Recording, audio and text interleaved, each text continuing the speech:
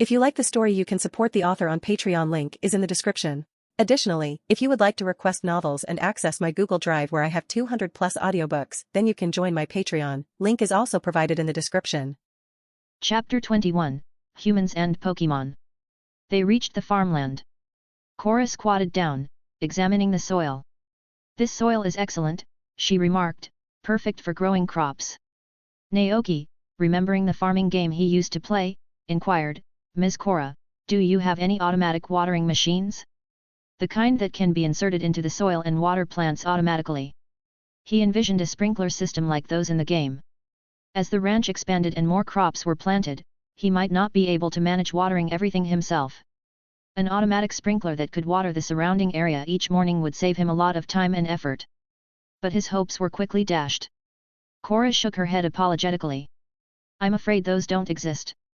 Naoki sighed. Of course, games were just games. But there is another type of automated irrigation system, Cora added. Oh.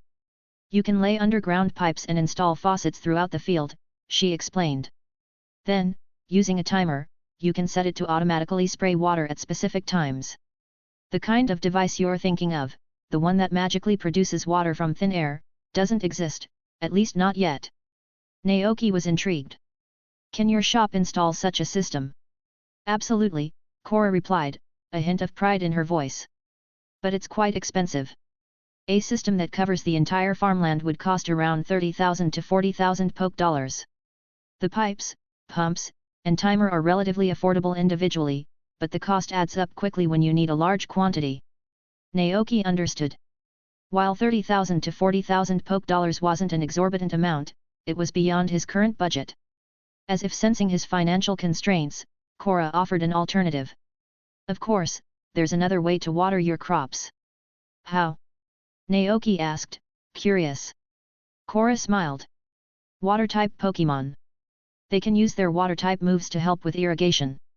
In the city, some wild Pokémon work alongside humans, she continued. Pelipper works as a transporter, Machoke works in construction, Macamp helps with moving. You've probably seen them, right? Naoki hadn't, but the original owner had. He nodded. Pokémon have simple needs, Cora explained. As long as we provide them with food and shelter, they're willing to help us. This cooperation is one of the reasons why the relationship between humans and Pokémon has become so harmonious over the years. Pokémon no longer had to struggle to find food or compete with others for berries. They had shelter from the elements and a sense of purpose. What more could a Pokémon ask for? This method of watering was certainly more cost-effective than an automated system. All it takes is a berry, a bottle of milk, and a little food to get a free and obedient Pokémon. Naoki marveled. The idea sparked a thought in his mind. Could he potentially hire hundreds of Pokémon to help run the ranch in the future, while he relaxed on the sofa and watched the money roll in? What a capitalistic dream! He quickly shook his head, dispelling the thought. Wouldn't people abuse this system and force Pokémon to work? He asked Cora, his brow furrowed with concern. Cora responded thoughtfully, it depends on the person. If they treat Pokémon as mere tools, the Pokémon will sense it and become unhappy, refusing to work or even retaliating against their employer. If someone tries to force Pokémon to work through violence, well, that's strictly forbidden by the League. Officer Jenny would be on the case immediately. But if a person treats Pokémon as partners, friends, or family, working and living alongside them, then even the toughest jobs would be completed with enthusiasm and cooperation. Naoki nodded, absorbing her words. Cora continued their tour of the ranch. It was mostly empty, save for the farmland and a small cave behind the house. The cave was cool, dark, and damp, a perfect spot to escape the summer heat. Cora stepped inside, her eyes scanning the space. This would be a great place to grow mushrooms, she exclaimed. Naoki had been thinking the same thing. As it happens, I have a mushroom cultivation kit, Cora continued. If you place it in a damp, dark environment, you can harvest fresh, edible mushrooms every day. Would you be interested? It's not expensive, only 5,000 Poke dollars. 5,000 Poke dollars. The price was indeed reasonable. If he could grow his own mushrooms, he wouldn't have to travel into town to buy them. Naoki nodded eagerly. He would buy it. Cora smiled. Alright, I'll bring it with me tomorrow when I come with the construction team. Thank you. Naoki replied. Cora nodded and, seeing that it was getting late, bid Naoki farewell and rode her cyclizer back to town. The next morning, Naoki was preparing breakfast when he heard the rumbling of a truck engine outside. He stepped out to see a truck laden with tools parked in front of the ranch. Cora hopped out, followed by her cyclizer and a construction crew. Good morning, Naoki. Cora greeted him. Good morning, Ms. Cora. Naoki replied with a smile. We're ready to start construction today, Cora said. It should take about 3 days. Feel free to leave it to us. Will do. Despite her assurance, Naoki couldn't help but be curious. He grabbed a sandwich, joined Cora Iden and cyclizer under the eaves, and watched the construction team get to work. Under Cora's direction, construction workers unloaded the wood and stone Naoki had prepared. Cora then carried several wooden boxes filled with soil to the cave behind the house. These are the mushroom cultivation kits, she explained. Just place them in the cave, and mushrooms will grow on their own. I'll get these set up first. Thank you, Naoki replied. Cora smiled, and once the boxes were in place, she rejoined her team. Some workers used saws and pickaxes to shape the wood and stone, while others mixed a cement-like substance. Cora marked out the area for the chicken coop with measuring tools and white powder. With the crops growing steadily and little else to do on the ranch, Naoki decided to pass the time by fishing at the river while observing the construction. Cora Iden, seeing him with the fishing rod, eagerly wanted to use collision course again, but Naoki quickly stopped him. Cora Iden looked at him, puzzled. Don't worry, Naoki explained, I'm just fishing for fun this time. He would have plenty to do once the chicken coop was finished. Chapter 22, Culinary Experiments. While Cora worked on the chicken coop, Naoki decided to experiment with some unique cooking methods. He wanted to try recreating the grass cake from the game, a dish said to magically alter the quality of crops. But could grass really be used for cooking? Naoki stood in the kitchen, rolled up his sleeves, and gathered his ingredients, the fresh green grass that Cora Iden and cyclizer had collected, some washed stones, and a piece of iron with a metallic sheen. He knew that Pokémon had diverse diets, with some eating meat, eggs, milk, and vegetables like humans, while others consumed grass, rocks, metal, emotions, or even souls. He was determined to give it a try. Limited by his kitchen tools, he couldn't make an actual cake out of grass. However, he could still experiment with different cooking methods using the same ingredients. The early spring grass was vibrant and fresh. He washed it thoroughly, removing any dirt and roots, then placed it in a pot to steam. If I were a grass-type Pokémon, Naoki mused, I'd probably prefer fresher grass. He reasoned that the grass shouldn't be steamed for too long, lest it become too soft or lose its moisture. He carefully timed the steaming process, and after 5 minutes, he donned oven mitts and removed the pot. The steamed grass lay glistening on a white porcelain plate. Naoki peered at the information that appeared in his mind. Steamed grass, a low-level dish that locks in the grass's moisture and flavor, enhancing its taste and making it more appealing to some herbivorous Pokémon. Cooking effect, slightly increases the chance of a grass-type Pokémon learning a grass-type move. Comment, food that humans can't eat can be a delicacy for Pokémon. Your bold experiment will set a new precedent in the Pokémon world. One day, your magical food will reach the ears of all Pokémon, and they'll go crazy for it. Keep trying your best to create dishes that make Pokémon happy. Naoki stared at the message in disbelief. Naoki tore his gaze away from the nonsensical comment section and looked at the steamed grass on the plate with a mixture of shock and elation. He had hoped for this outcome, but seeing it in reality still left him stunned. Cooking with grass was indeed possible. And it wasn't even the lowest grade, F. If grass worked, could he do the same with stones and iron? A daring idea sparked in Naoki's mind. He focused on the gleaming piece of iron and decided to try a different cooking method. He heated oil in a pan, added the iron block once the oil was hot, and then tossed in various seasonings, mainly chili peppers. When the iron was coated in a fiery red chili oil, he swiftly transferred it to a plate. The information for the dish materialized before his eyes. Spicy iron nugget, a low-level dish. Due to its hard texture and spicy flavor, most Pokémon won't eat it. However, certain Pokémon might have a particular liking for it. Cooking effect, slightly increases the user's control over fire and steel type moves. Additional effect, feeding this to Hiatran will slightly increase its friendliness. Evaluation at number % and amp, asterisk. What kind of evaluation is that? Naoki wondered, but seeing the effects listed above, he felt a sense of vindication. Just like grass, metal could indeed be used in cooking. Perhaps even the ordinary stones found on the roadside could work. After all, Pokémon like Onyx and Rhyhorn thrived on rocks. But what surprised Naoki the most was the additional effect of the spicy iron nugget, increasing Hiatran's friendliness. Hiatran was a legendary Pokémon from the Sinnoh region, linked to ancient myths. According to legend, the creator god Arceus had created the world and, to provide it with material and spiritual foundations, created Dialga, the Pokémon that controls time, Palkia, the Pokémon that controls space, and the three lake guardians, Uxie, Mesprit, and Azelf, who resided in another dimension, bringing emotions, wisdom, and willpower to the world. Hiatran was born during this process. In ancient times, when Dialga and Palkia clashed, fragments of their power fell to earth, becoming the adamant ore.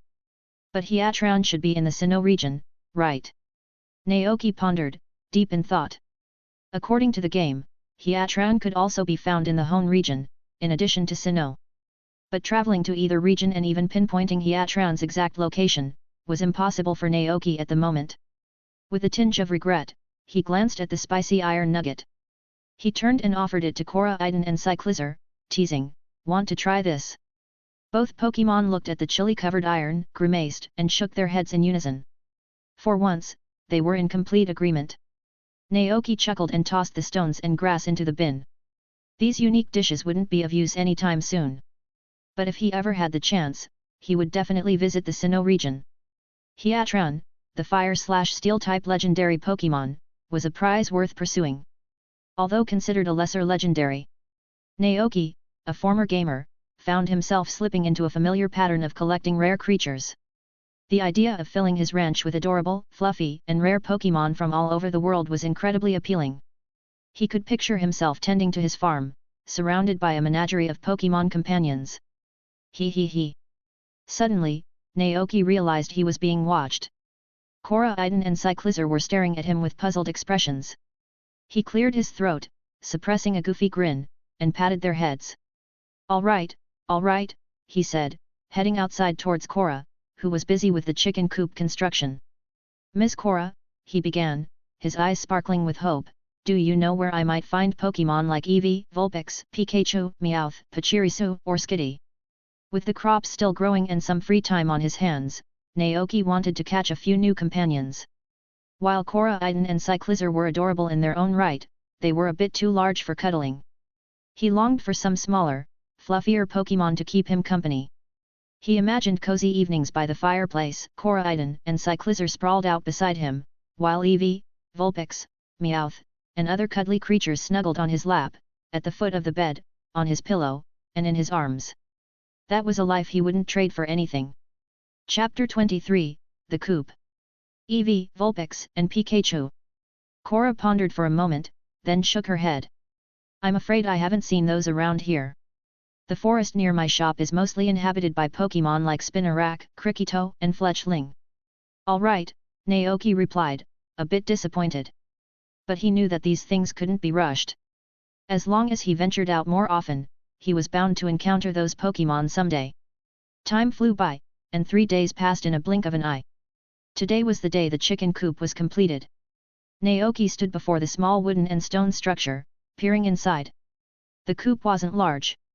The floor was covered in a layer of yellowed grass mixed with soil, compacted by a specialized machine into a sturdy surface. On the left side of the coop was a row of feeding troughs and a water trough for the chickens to quench their thirst. Beside the troughs was a grazing area, connected to a silo outside. Cora had generously included the silo as a bonus during construction. It stood tall and proud, constructed of red bricks and stone, a prominent feature on the ranch. In the corner of the coop, there was a large pile of hay and a pitchfork, alongside a special, round nesting area enclosed by wooden boards. What's that? Naoki asked, gesturing towards the nesting area. The construction work was complete, and the workers were loading their tools and the compactor into the truck. Cora remained behind to explain the features of the chicken coop to Naoki. That's the brooding area, also called an incubator, she said. When you place eggs there, the hens will naturally go in to incubate them. After a while, chicks will hatch. If you don't want to buy every hen from town, hatching them yourself is a good option. I see. Naoki nodded, impressed by the thoughtful design. Cora stepped inside the coop and continued her explanation. Every morning, you'll need to fill these troughs with feed from the silo and make sure the water trough is full. The chickens will take care of the rest. Remember, it's better to overfeed them than underfeed them. If the chickens aren't well fed, they won't be happy, and that will affect the quality of their eggs. Also, on sunny days, you can let them out to graze, but be sure to fence off the area. You don't want them running off. Naoki nodded, absorbing the information. A wooden fence. He could build one himself, but he had no experience. Cora seemed to read his mind. I just finished making a new batch of wooden fences at my shop, she offered. If you'd like, I could help you fence off the area around the chicken coop. Naoki's eyes widened. How much would that cost? Cora smiled. Not much, just 1,500 poke dollars. Naoki breathed a sigh of relief. The price was reasonable. He hadn't been fishing much lately, and with the cost of the chicken coop, he was down to about 16,000 poke dollars. If the fence had been too expensive, he would have had to reconsider. But 1,500 was manageable. He agreed without hesitation, paying Cora on the spot. She waved her hand, and the two machoke from her crew began unloading the wooden fence panels from the truck. You were prepared for this, weren't you? Naoki remarked with a chuckle. Cora laughed softly. I had a feeling you'd say yes. Naoki shook his head, amused. Cora took a hammer from the old carpenter and, with Cyclizer's assistance, began to enclose the chicken coop with the wooden fence. With the last fence post hammered into the ground, Cora pointed to the area opposite the chicken coop. You could build a water wheel there, she suggested. It would allow you to grind flour and make your own chicken feed. It's not too expensive, only 15,000 poke dollars. We can even help you source the materials and equipment. Naoki was taken aback. Cora's foresight and attention to detail were impressive. He was at a loss for words. Cora, seeing his surprise, flashed a shrewd smile. When you're ready, just come by the shop. See you later. With that, she climbed into her truck, and Cyclizer, who had apparently learned to drive, drove them away from the ranch. As the truck disappeared, Naoki turned back to admire the newly constructed chicken coop. It was time to start his poultry-raising venture. That afternoon, Naoki left Cyclizer at home and rode Cora Iden to Mesagoza, fulfilling his promise to the legendary Pokémon. Cora Iden was so thrilled that it practically flew along the narrow country road, much faster than Cyclizer. Within 10 minutes, they reached Mesagoza. Cora Iden shifted into its walking form and followed Naoki through the streets. Occasionally, they would encounter trainers with their Pokémon, but no one seemed overly surprised by the sight of Naoki riding a Cora Iden. They merely cast curious glances at the unfamiliar Pokémon.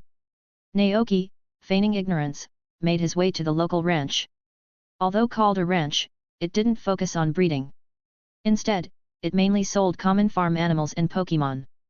Since this type of trade was different from the black market, the Alliance permitted it. The ranch was called the Happy Ranch, its sign adorned with a grinning Multank. Naoki and Cora Iden entered the shop, where a kind-faced, grey-haired old man wearing reading glasses was absorbed in a newspaper. Startled by Cora Iden's imposing figure, the old man gasped, clutching his chest. Oh my, you gave me a fright. I thought a wild Pokémon had broken in. Are you here to buy some farm animals? How did you know?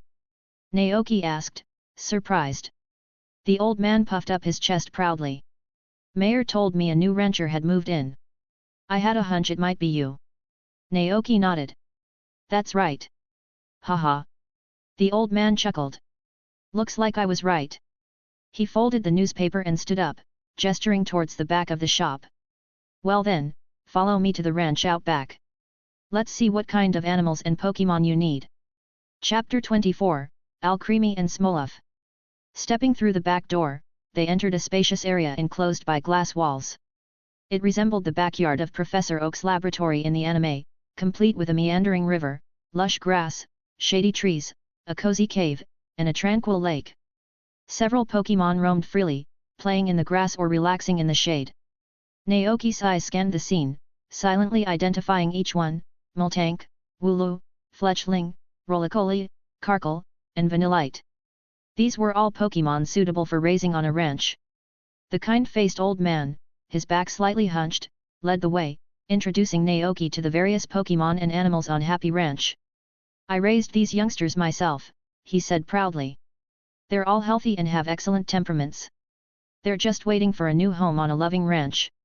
Indeed, the playful Pokémon looked at Naoki with curiosity as he followed the old man. Naoki's eyes were drawn to a group of Rolicola clustered around a Carkle. Can Nacli be raised? He asked, surprised. Of course. The old man replied with a smile. Don't underestimate them. In ancient times, they were very important Pokémon. For people living on this land, these little ones were indispensable. Naoki recalled Nacli's unique properties and asked, because they can produce salt. Exactly. The old man nodded. Their bodies are made of precious rock salt. As they walk, their bodies wear down, leaving behind salt trails. You can collect this salt and get a valuable supply of rock salt. Don't worry, this doesn't harm them. Their bodies can regenerate new salt at will. When they evolve into Nacl stack and Gargonicle, the salt becomes even more nutritious, rich in minerals. Just sprinkle the salt from a Gargonicle on an injured Pokémon, and no matter how severe the injury, it will heal. The old man exclaimed. And dishes made with this salt are even more delicious, fetching a higher price than even Moo milk. Intrigued, Naoki inquired about the price of a Nacli. One Nacli costs 10,000 Poke dollars, the old man replied. 10,000. It sounded steep, but Naoki quickly calculated the potential value of a Nacli. With one, he would never need to buy salt again. He could use it for his own cooking, sell the excess for a profit, and even use the salt for healing injured Pokémon. It was a worthwhile investment. However, for Naoki, who was still financially constrained, the price was a bit too high at the moment. He sighed inwardly, fingering the bills in his pocket. He would have to wait until his crops were harvested. Perhaps he could try his luck in the back mountains and find some rare ingredients to sell in the meantime. But neither fishing nor foraging was a sustainable solution. In the real world, fish populations in a body of water were finite, and overfishing would deplete them unless he found new fishing spots. A map of the surrounding area materialized in Naoki's mind. To the west of the ranch, beyond Mesagoza, lay the vast Paldean Sea, teeming with seafood. To the north, beyond the back mountains and a dense forest, was Casroy Lake, a haven for freshwater fish. While I wait for the crops to grow, I could ask Cora Iden to take me to these places, Naoki mused, already planning his next adventure. If he remembered correctly, the rare Dratini could be found in Casroy Lake. Dratini evolved into the powerful and intelligent Dragonite, a valuable asset to any ranch. Once his ranch was thriving, he could even expand into delivery services, allowing townspeople to order fresh milk directly from him. Once he evolves into a Dragonair and then a Dragonite, he'll be incredibly fast. I could even have him help with deliveries. Naoki thought aloud, a wide grin spreading across his face. The old man continued to lead him through the ranch, showcasing various unique Pokémon. There were the milk-producing Multank, the fluffy Wooloo, the olive oil-yielding Smeargle, the fruit-picking Swablu, and the cream-producing Alcremie. The Alcremie, entirely made of cream, exuded a sweet, enticing aroma that promised pure delight. Naoki couldn't help but swallow several times as he approached. His reaction startled the Alcremie, who quickly hid behind a tree, trembling as if fearing it might be eaten. The old man chuckled. Don't be afraid, little one, he soothed. This is the new rancher in town. Reassured by the old man's words, Alcremie slowly emerged from its hiding spot. The old man smiled and explained to Naoki, Alcremie are very special Pokémon. There are currently 63 confirmed forms, each producing a different flavor of cream. This one here makes vanilla cream, but there's another that makes caramel cream. Naoki's stomach grumbled at the thought. After completing the tour, they returned to the front desk. The old man pulled out a price list from a drawer. Let's see what kind of animals and Pokémon you'd like to buy, he said. Naoki scanned the list, noting the prices for each Pokémon. Ordinary animals, Rooster 600, Hen 800, Duck 800. Pokémon, Combi 2500, Fletchling 2500, Vanillite 2600, Swablu 3000, Wooloo 10,000, Multank 20,000, Nacli 10,000. Feed, chicken feed 50/serving, moo milk 100/serving, sweet berries 100/serving, salty berries 100/serving. How much is a serving of feed? Naoki asked. About 2 kilograms, the old man replied. The feed is made from berries, salt, flour, eggs, and other ingredients. One serving should last a Pokémon about half a month. He then proceeded to explain each item in detail. Chicken feed is made from corn flour mixed with grains. One portion lasts about a month. Cow and sheep feed is simply dried grass. Multank and Wooloo don't eat much, so one serving lasts them about half a month, the old man explained. Combi and Swablu, on the other hand, don't need you to provide food. Just give them a place to stay, and they'll find their own food. Swablu will even bring back various fruits and berries for you. Combi are different. They live in hives, and raising them requires a flower field on your ranch. Once you have a flower field, they'll collect nectar from it every day and bring it back to the hive to make honey. Naoki nodded, absorbing the information. I currently have about 14,500 Poke dollars left, he said, enough to buy 10 hens and a rooster. That had been his original plan, with the remaining money for groceries.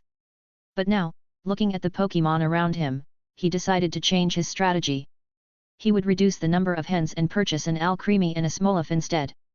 Alcremie could produce cream, which he could use to make grass cake, and Smolov could produce olive oil, saving him money on fuel. That would leave him with 9,400 Poke dollars. Alright, I'll buy 3 hens, a rooster, 4 servings of chicken feed, and 3 servings of sweet berries. The remaining money would be saved for emergencies. So, 3 hens, a rooster, an Alcremie, and a Smolov, Naoki confirmed. The old man smiled and nodded. Very well. I'll have someone deliver them to your ranch later today. Naoki began to explain the ranch's location, but the old man stopped him. No need, he said, I know where it is. Naoki was surprised. Oh. The old man smiled wistfully. Your grandfather and I were friends. I often visited him when he was alive. I even held you in my arms when you were a baby, though you probably don't remember. I see, Naoki replied, a warm feeling spreading through him. The old man then squatted down and rummaged under the counter, emerging with a clear glass jar. He handed the glass jar to Naoki. This is rock salt produced by a garganicle. Take it back and try it. Naoki examined the jar, filled with fine pink salt. Pure rock salt, a top-quality seasoning produced from the fingertips of a garganicle. Contains rich minerals and trace elements, with the magical ability to heal wounds. Garganicle sprinkle it on injured Pokémon, and in just a moment, their injuries will be healed. Therefore, many Pokémon gather around Garganicle to lick its mineral-rich salt. This precious seasoning is very expensive.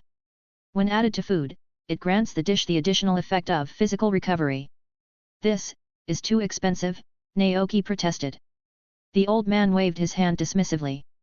Think of it as a gift to celebrate the ranch's reopening. Your grandfather and I were close friends. It's my duty to look after you in his absence. The old man's insistence left Naoki with no choice but to accept the generous gift. He thanked the old man sincerely. Naoki, was it? Your grandfather would be proud to see the ranch restored to its former glory. Keep up the good work. And if you have any questions, don't hesitate to ask. Naoki nodded, then bid the old man farewell and rode Kora-iden back to the ranch. A short while later, a 16-year-old girl with round cheeks, pigtails, freckles, and large, bright eyes arrived at the ranch on a tricycle laden with goods. She looked at Naoki, who was waiting for her, and asked timidly, Are you the new rancher that Grandpa mentioned, Mr. Naoki? Naoki nodded. That's me. The girl, visibly relieved, parked the tricycle on the grass and clapped her hands. 2 small, adorable Pokémon emerged from a box on the back. The one on the left was a light pink Pokémon covered in sweet cream, with 2 strawberry-like appendages on its head and Alcremie. The one on the right resembled an olive, with light green skin, a few leaves sprouting from its head, and a yellow fruit growing in the center, a Smolov. The 2 Pokémon timidly peeked out from behind the girl, their eyes wide with apprehension. Don't worry, the girl reassured them. Mr. Naoki is a kind person. He'll take good care of you. Alcray, me. SMO, live.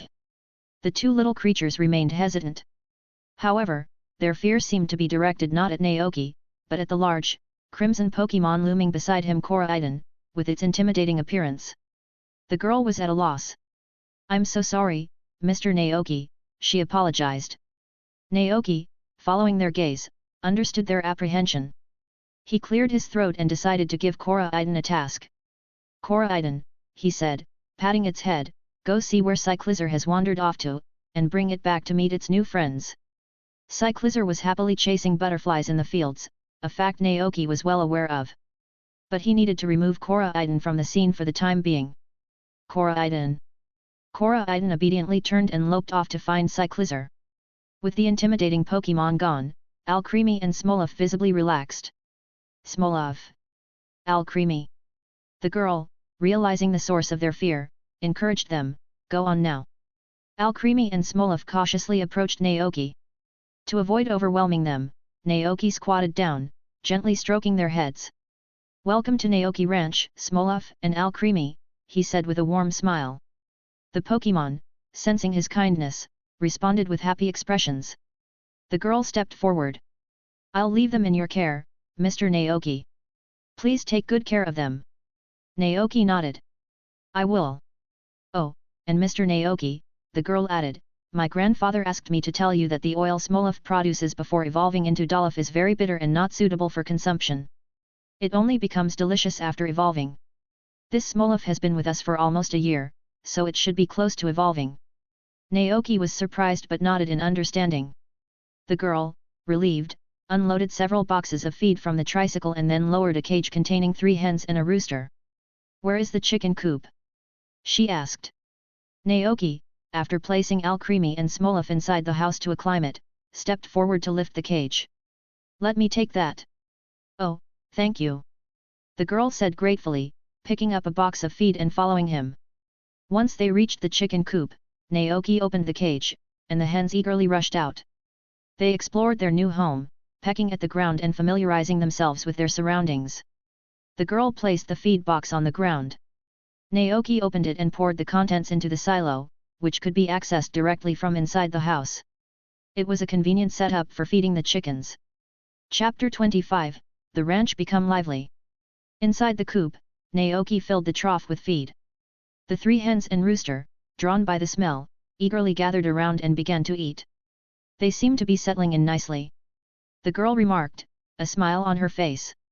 "Well, Mr. Naoki, I'll be going now. If you have any questions, you can call the shop. Our number is 9573868. Naoki blinked. "I haven't had a chance to get a phone yet." The girl looked surprised. "Oh." Naoki smiled. "Can I just stop by the shop if I need anything?" The girl nodded enthusiastically. "Of course." After explaining a few more details about caring for the chickens, the girl donned a straw hat and rode her tricycle away from the ranch. Naoki stood in the chicken coop, observing the hens. While hens could lay eggs without a rooster, those eggs would be unfertilized and couldn't hatch. Only eggs laid after mating with a rooster could produce chicks. This was why Naoki had specifically purchased a rooster. The 3 hens were healthy adults, capable of laying eggs. This meant that, starting tomorrow, he could expect at least 3 eggs daily. 1 egg doesn't sell for much, Naoki thought, so the best course of action is to use all 3 for hatching. This way, by the time the crops were ready for harvest, there would be 3 new additions to the ranch. The newly built coop was a bit messy. Naoki grabbed a pitchfork and began moving the hay that had been piled by the door into the corner. Finished with the task, he glanced down at his attire. Dressed in brown overalls and wielding a pitchfork, he truly looked the part of a farmer. He set the pitchfork aside and exited the coop, carefully closing the door behind him to prevent the hens from escaping. As he walked back to the cabin, he recalled the girl's words. "I need to focus on the ranch's infrastructure as well," he realized. Things like a telephone, television, record player, and computer. A phone would allow him to connect with people in town. A television would keep him informed about news and events. A record player could provide entertainment, perhaps playing a soothing melody on rainy days when he couldn't work outside. And a computer.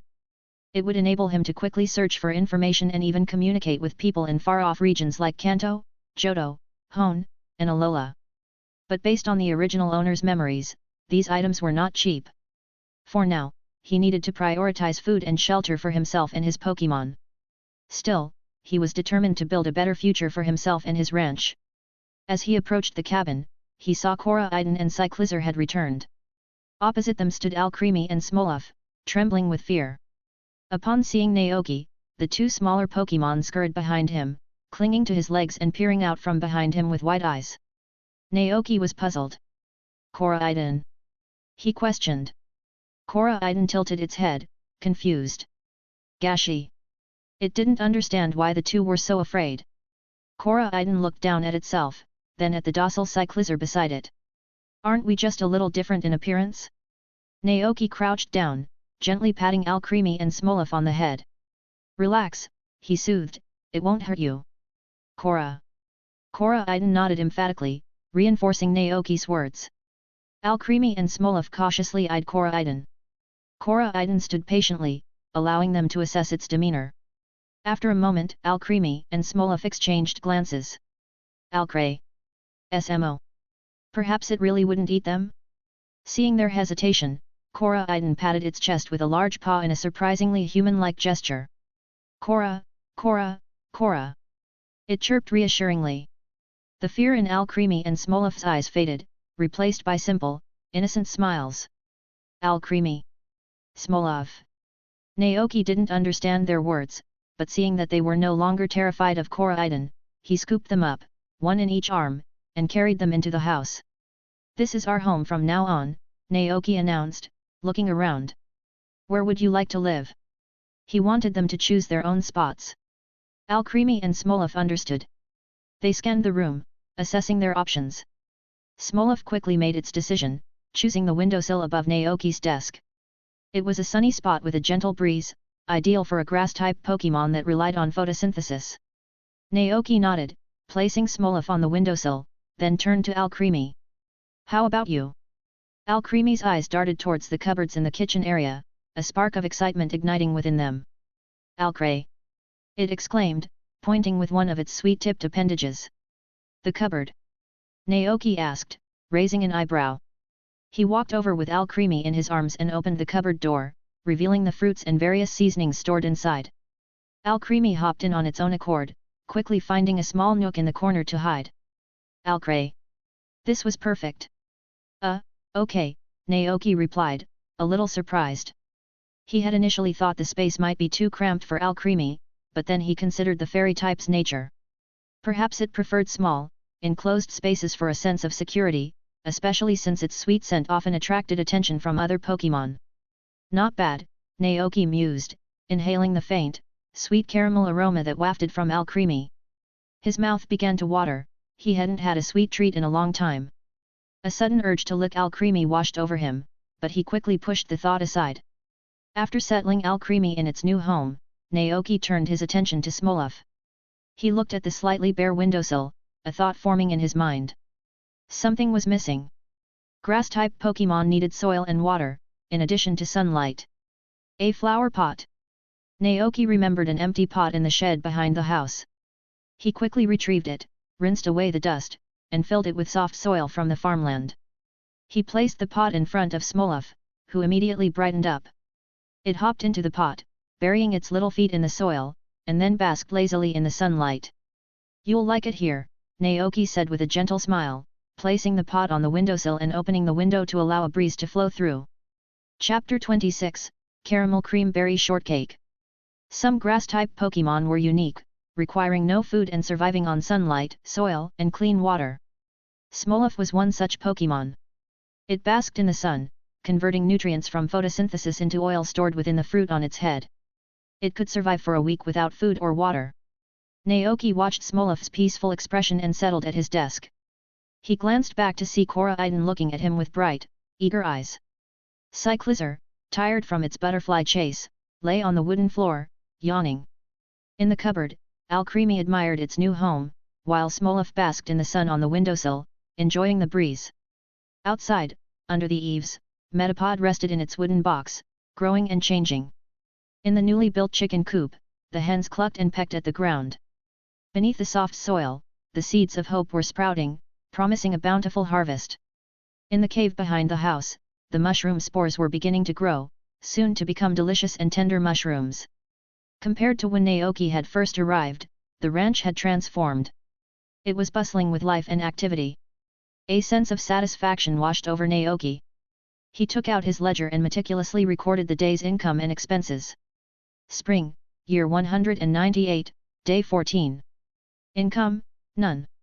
Expenses, chicken coop completion, wooden fence, purchase of 3 hens, 1 rooster, 1 alcremie, 1 smoloff, 30,600. Remaining funds, 5,900.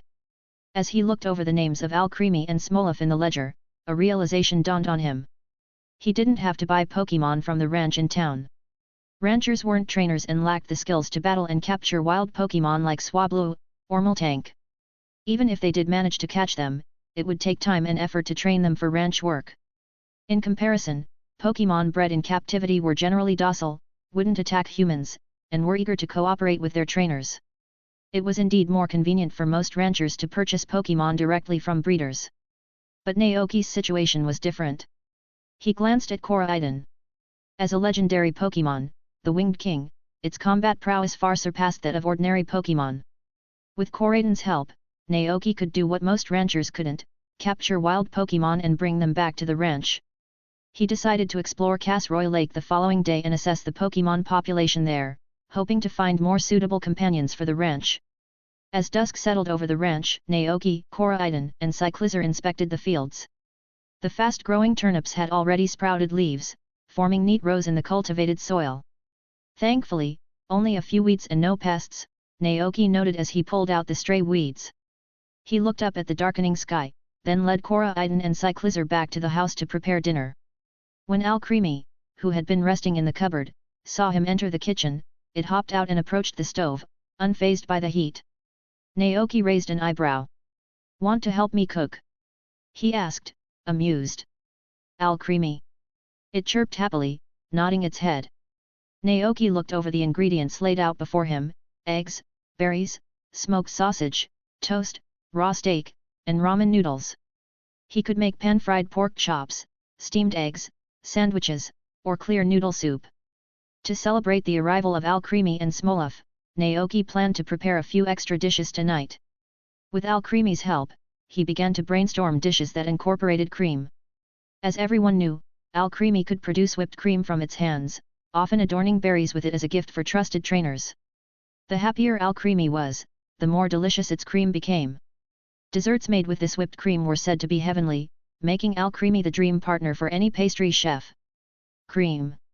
Naoki's eyes lit up as he looked at the toast and berries.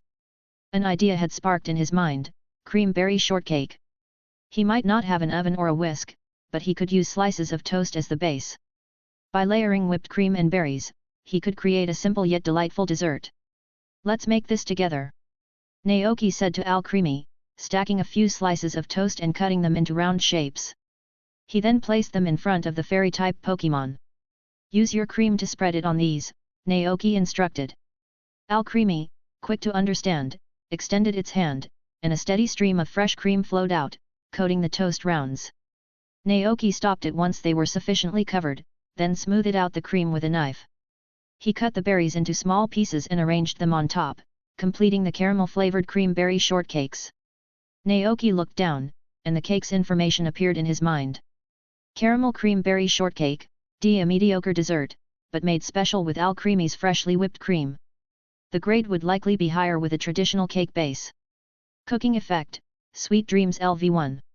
After consuming, the Pokémon will temporarily forget its worries and sorrows, experience a sweet dream, and see the people and things it desires. Comment: a dessert that brings happiness to both humans and Pokémon. Hey! An effect that induces sweet dreams? Naoki was taken aback. He had expected something like physical recovery, not a dream manipulation ability. But then again, wasn't inducing pleasant dreams the ability of the lunar Pokémon, Cresselia? Lost in thought for a moment, Naoki snapped back to reality when he saw alcremie's happy expression. It seemed proud of its contribution to the dessert. "Hang on a moment," Naoki chuckled. "I'll make a few more dishes." "Alcremie." Alcremie raised a hand, as if asking if it needed to make more cream. "Not right now," Naoki replied. "We'll make more desserts together next time." Alcremie, it chirped happily. Naoki turned to prepare the remaining dishes: pan-fried pork chops, clear noodle soup, steamed eggs, sandwiches, and several glasses of berry juice. He made sure to add some of the pure rock salt from the Happy Ranch to the pork chops, soup, and steamed eggs. As expected, when these dishes were finished, they displayed the additional effect of physical recovery. Naoki had made pork chops and noodle soup before, but this was his first attempt at steamed eggs. The egg mixture had turned a pale yellow, dotted with chopped green onions, and topped with a drizzle of sesame oil. The translucent oil droplets shimmered under the light, and the steamed egg wobbled like pudding when he picked up the bowl. Steamed eggs, B+, a simple dish elevated by the addition of pure rock salt, granting it a magical effect. Cooking effect: slippery LV3, limited to hairless Pokémon. After consuming, the Pokémon's body becomes smooth and shiny, making it easier to escape from contact moves during battle. Duration: 3 hours. Additional effect: physical recovery. Comment: enjoy it with your Pokémon.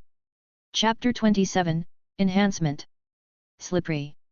Naoki mused, what a strange effect. He set the dishes on the table and brought Alcremie over to join the others. The tiny Pokémon happily ate the cake Naoki had cut for them, their little faces smeared with cream. How is it? Naoki asked, curious about their reaction. Alcremie. Smolov.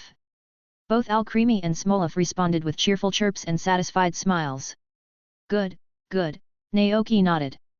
He knew the cake would be delicious, given the quality of Alcremie's cream. Koraidon and Cyclizer would surely enjoy it as well. He turned to check on the two larger Pokémon and found them eagerly devouring their meals, their paws and faces covered in food like two overgrown kittens. Naoki shook his head, chuckling. More like two overgrown geckos, he thought. I wonder how the sweet dreams effect will manifest, he pondered. He decided to stay up later to observe their sleep patterns. As for the slippery steamed eggs, Cyclizer had already snatched up the bowl, the smooth egg mixture sliding effortlessly into its mouth. Gulp! It swallowed the entire serving in one go, barely taking the time to savor the flavor. Cyclizer blinked, looking puzzled. It felt like it hadn't eaten anything at all. It looked down at the empty bowl, then at the other servings of steamed eggs. Alcremie and Smolov were still enjoying their cake, their portions untouched. Koraidon's bowl was also empty, but it had eaten more slowly, seeming to appreciate the taste. Cyclizer felt a pang of embarrassment. Why do I feel so silly? Naoki remembered the mayor's words. This Cyclizer wasn't fully grown yet, and its mind was still immature. That would explain why it was easily distracted by butterflies and so eager to chase after them. Naoki pushed his own bowl towards Cyclizer. Here, have mine, he offered. Cyclizer's eyes lit up, but before it could accept the offering, it felt a burning gaze from its side. Koraidon, stare. Grr. Cyclizer looked a bit intimidated by Koraidon's intense gaze. Naoki raised an eyebrow, sensing the tension. Koraidon let out a warning growl, then pushed Naoki's plate towards Cyclizer with its large paw. Naoki was taken aback. Koraidon, he said gently, don't scare Cyclizer. It's still young. Koraidon's crest drooped, its expression crestfallen. Naoki sighed. That's not what I meant, he clarified, feeling a bit like a parent caught in a sibling rivalry. Cyclizer, though not the sharpest tool in the shed, finally understood the situation. Koraidon had made it clear, there were only 5 servings of steamed eggs, 1 for each Pokémon, and if it ate Naoki's, he wouldn't have any. Cyclizer looked down at its bowl, then shook its head at Naoki. Greya. It wouldn't take his share. Naoki, relieved, stood up and made 4 more bowls of steamed eggs. All right, now everyone can eat, he announced, handing Koraidon a glass of berry juice. I was wrong, Koraidon. I shouldn't have scolded you. Don't be upset. Koraidon looked at him, then accepted the juice with a happy chirp. Naoki sighed, realizing that raising Pokémon was a lot like raising children. Koraidon was the eldest, Cyclizer the middle child, and Alcremie and Smolov were the babies in the stroller. After the harmonious dinner, darkness fell upon the ranch. Naoki washed the dishes, then stood at the door, gazing at the chicken coop. A sudden worry crossed his mind. Had he closed the coop door? He grabbed a flashlight and went to check, sighing in relief when he confirmed the door was indeed secured. Back inside, Naoki fetched a basin of water and gently cleaned the cream off his Pokémon companions. After settling them in for the night, he stepped outside for a quick, refreshing cold shower. Life on the ranch was certainly tiring, but it was infinitely better than the endless overtime he had endured in his previous life. The joy of watching his crops grow and the companionship of his Pokémon filled him with a sense of fulfillment he had never known before. As he reminisced about the past few days, the initial confusion and helplessness faded away. He had found a new purpose, a new life. After drying himself off, Naoki changed into his pajamas and went back inside. His Pokémon were already fast asleep, and as he watched them, he noticed something peculiar, bubbles floating above their heads, each displaying different scenes, as if they were dreaming. Naoki, witnessing the Pokémon's dreamlike states, was taken aback. Is this the effect of sweet dreams? He wondered. He suddenly recalled a similar feature in the game he used to work on.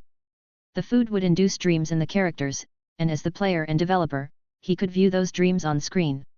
It was a feature designed to deepen the player's connection with their characters, making them more invested in their well-being and more likely to spend money on in-game items. So, as the food's creator, he could also see the dreams of his Pokémon. Naoki's curiosity piqued. He watched the dreams of his companions as he dried his hair. Koraidon's dream was simple and straightforward. It soared through a clear blue sky, its head frills unfurled into majestic wings. There were no other Pokémon present, just Naoki and Koraidon, flying together in the endless expanse. Koraidon's expression in the dream was one of pure joy, as if carrying Naoki through the heavens was its greatest happiness. Naoki smiled, touched by the depth of Koraidon's affection after such a short time together. He gently reached out and stroked the sleeping Pokémon's head without waking it. He then turned his attention to Cyclizar. Cyclizar's dream was set not in the sky, but in the familiar cabin. However, it was a winter scene. Snow blanketed the roof and windowsills, and a roaring fire crackled in the fireplace. A thick carpet covered the wooden floor, a few books scattered on top. Naoki was sitting on the carpet, reading, with Cyclizar curled up behind him, serving as a warm cushion. Its expression was peaceful, devoid of any worry or sadness. Is this what Cyclizar desires most? Naoki wondered. It seemed simple enough. When winter arrived, he could make this dream a reality. Naoki moved to the windowsill where Smolov slept curled up in its flower pot. Its dream unfolded in the ranch's pasture. But in the dream, Smolov had evolved into Dolof, diligently producing nutritious and delicious oil for Naoki. It was a gesture of gratitude for Naoki's kindness, the delicious food, the prime location in the house, the cozy flower pot. Smolov wanted to repay him by evolving and working hard to produce more oil. Naoki was touched. Pokémon were simple creatures. If you treated them well, they would return the favor tenfold. Naoki, moved by the sight of Smolov's dream, reached out to pet it gently. He then moved to the cupboard and opened the door, peering into Alcremie's dream. The dream was set in a bustling kitchen. Alcremie, now a master pastry chef, was busy creating delectable desserts alongside Naoki. Alcremie provided the fresh cream, while Naoki skillfully crafted the confections. In a matter of minutes, they had produced an array of cream cakes, pies, puddings, and berry milk, filling every corner of the room. They were both immersed in a sea of sweets. The scene shifted, and they fell from the kitchen into a land composed entirely of desserts and chocolates. Alcremie basked on a giant cake, while Naoki indulged in the surrounding treats with abandon. Naoki chuckled. Perhaps this was why Alcremie had been so eager to share its cream with him. But the dream scene was a bit extreme. If he ate like that in real life, he'd develop diabetes in no time. After witnessing the effect of the cream berry shortcake, Naoki had a better understanding of its power. This was just the lowest level, LV1. He couldn't even begin to imagine what would happen at LV3. Lying in bed that night, Naoki reflected on the dreams he had seen. It was clear that he, a newcomer to this world, had become an important figure in the lives of his Pokémon companions. He took a deep breath, feeling a renewed sense of purpose. This wasn't just about running a ranch for a leisurely life, it was about creating a better life for his Pokémon and for himself. He would work hard to build a home for them all. The next morning, Naoki awoke with newfound energy. He went to the chicken coop to feed the hens and found 3 eggs of varying sizes lying on the floor. He carefully collected the eggs, refilled the water trough, and added fresh feed to the feeding trough. The so-called chicken feed was a blend of various grains, resembling kibble. As Naoki held a handful, an idea struck him, inspired by the steamed grass and spicy iron nugget experiments. Could he process chicken feed in the same way? While he was human, Naoki reasoned that his culinary creativity shouldn't be limited to ingredients humans typically ate. He should open his mind and try cooking with other things. With this newfound resolve, Naoki took a handful of chicken feed back to the cabin. He stared at it in a bowl, pondering his options. Steaming, boiling, frying. Chickens were omnivores, known to eat vegetables, grains, and even meat. But those methods seemed no different than simply melting store-bought chocolate and pouring it into a mold. Well, nothing ventured, nothing gained. Naoki decided to start with steaming. Since chicken feed was made of grains, it would fall apart if steamed for too long. He settled on 3 minutes and then carefully removed the bowl. The steamed feed was soft, emitting a grainy aroma, but its appearance was less than appetizing. Naoki glanced at the information that appeared. Steamed chicken feed, this dish cannot be evaluated. It is not suitable for human consumption, but perhaps some other creatures might enjoy it. Cooking effect, induces mass egg laying. When fed to roosters, it accelerates egg fertilization. When fed to hens, it causes them to lay a large number of eggs in a short period. However, after laying, the hen will enter a 15-day cool-down period during which it cannot lay eggs or consume this dish again. It will also need to consume large amounts of food to regain its strength. Evaluation, a truly imaginative creation. What the?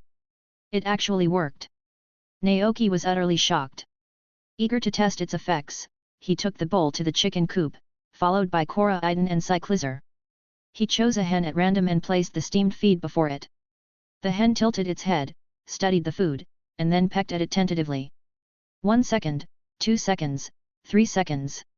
At the 5-second mark, the hen suddenly squawked, flapped its wings and took off from the spot.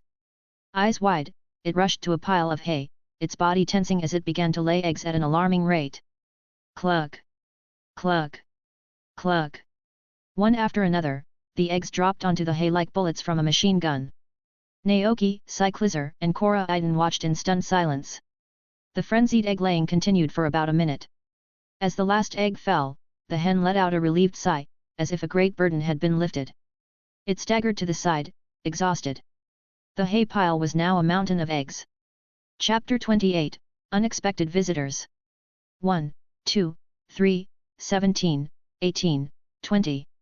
Holy moly, so many! Naoki exclaimed, stunned by the sheer number of eggs. He glanced at the hen, who appeared utterly exhausted after her prodigious feat. She stumbled around, looking drained and listless. After a few moments, she staggered back to the feeding trough and began to devour the chicken feed with a ravenous hunger. Naoki watched with concern. Did I break her? He wondered.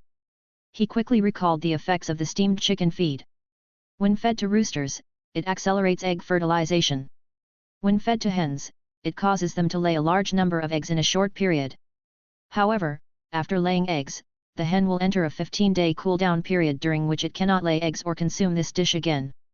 It will also need to consume large amounts of food to regain its strength. So, she's replenishing her depleted energy, Naoki concluded, relieved. Thankfully, the dish didn't permanently drain the hen. It seemed to function like an advance payment, accelerating the egg-laying process and requiring a recovery period afterward. Naoki continued to observe the hen. After finishing her own portion of feed, she proceeded to eat the other 2 hens' shares as well. She didn't stop until the trough was empty. Then, she returned to her nest, nestled amongst the pile of eggs, yawned, and promptly fell asleep. Naoki began to calculate in his head. Based on the original owner's memories, eggs in this world were relatively cheap. A carton of 10 eggs sold for only 250 Poké at the market. Zack buys eggs from ranchers at wholesale prices, so his selling price was lower than the market rate. This meant the pile of eggs before Naoki was worth less than 500 Poké. After deducting the cost of the chicken feed, there wouldn't be much profit left at all. With this realization, the dish's effect didn't seem so extraordinary anymore. Naoki took half of the eggs for himself and left the rest for the hen to incubate. He then opened the coop door, allowing the other 3 chickens to roam and bask in the sunshine. After that, he went to water the crops.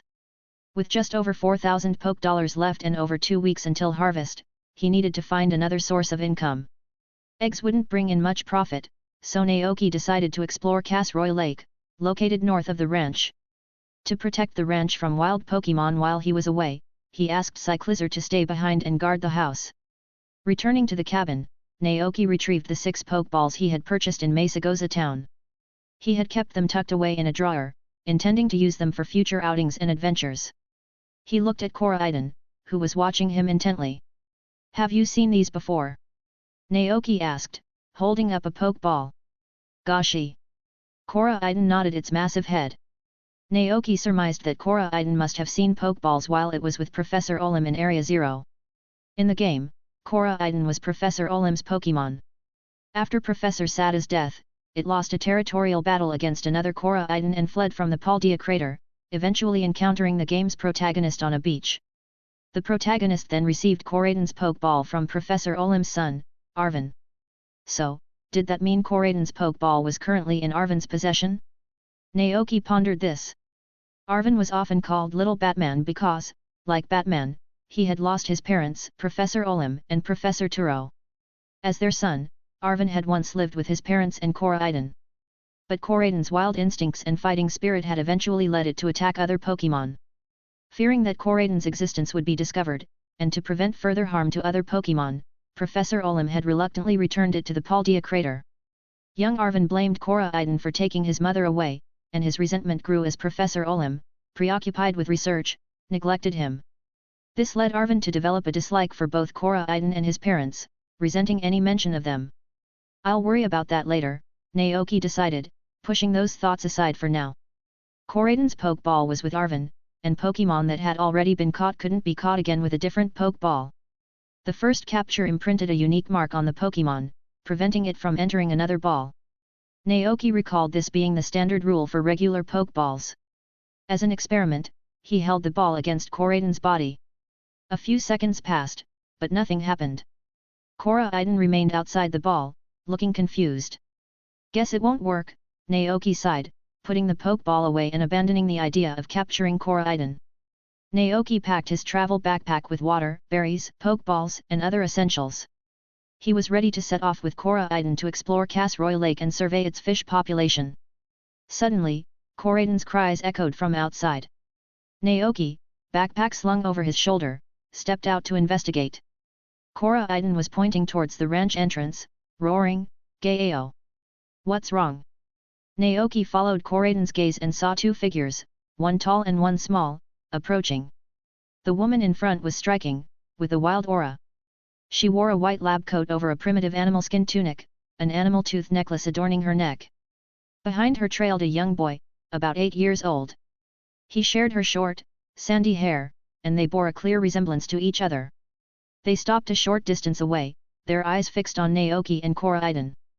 The woman, her gaze lingering on Koraidon, spoke to Naoki with confidence and poise.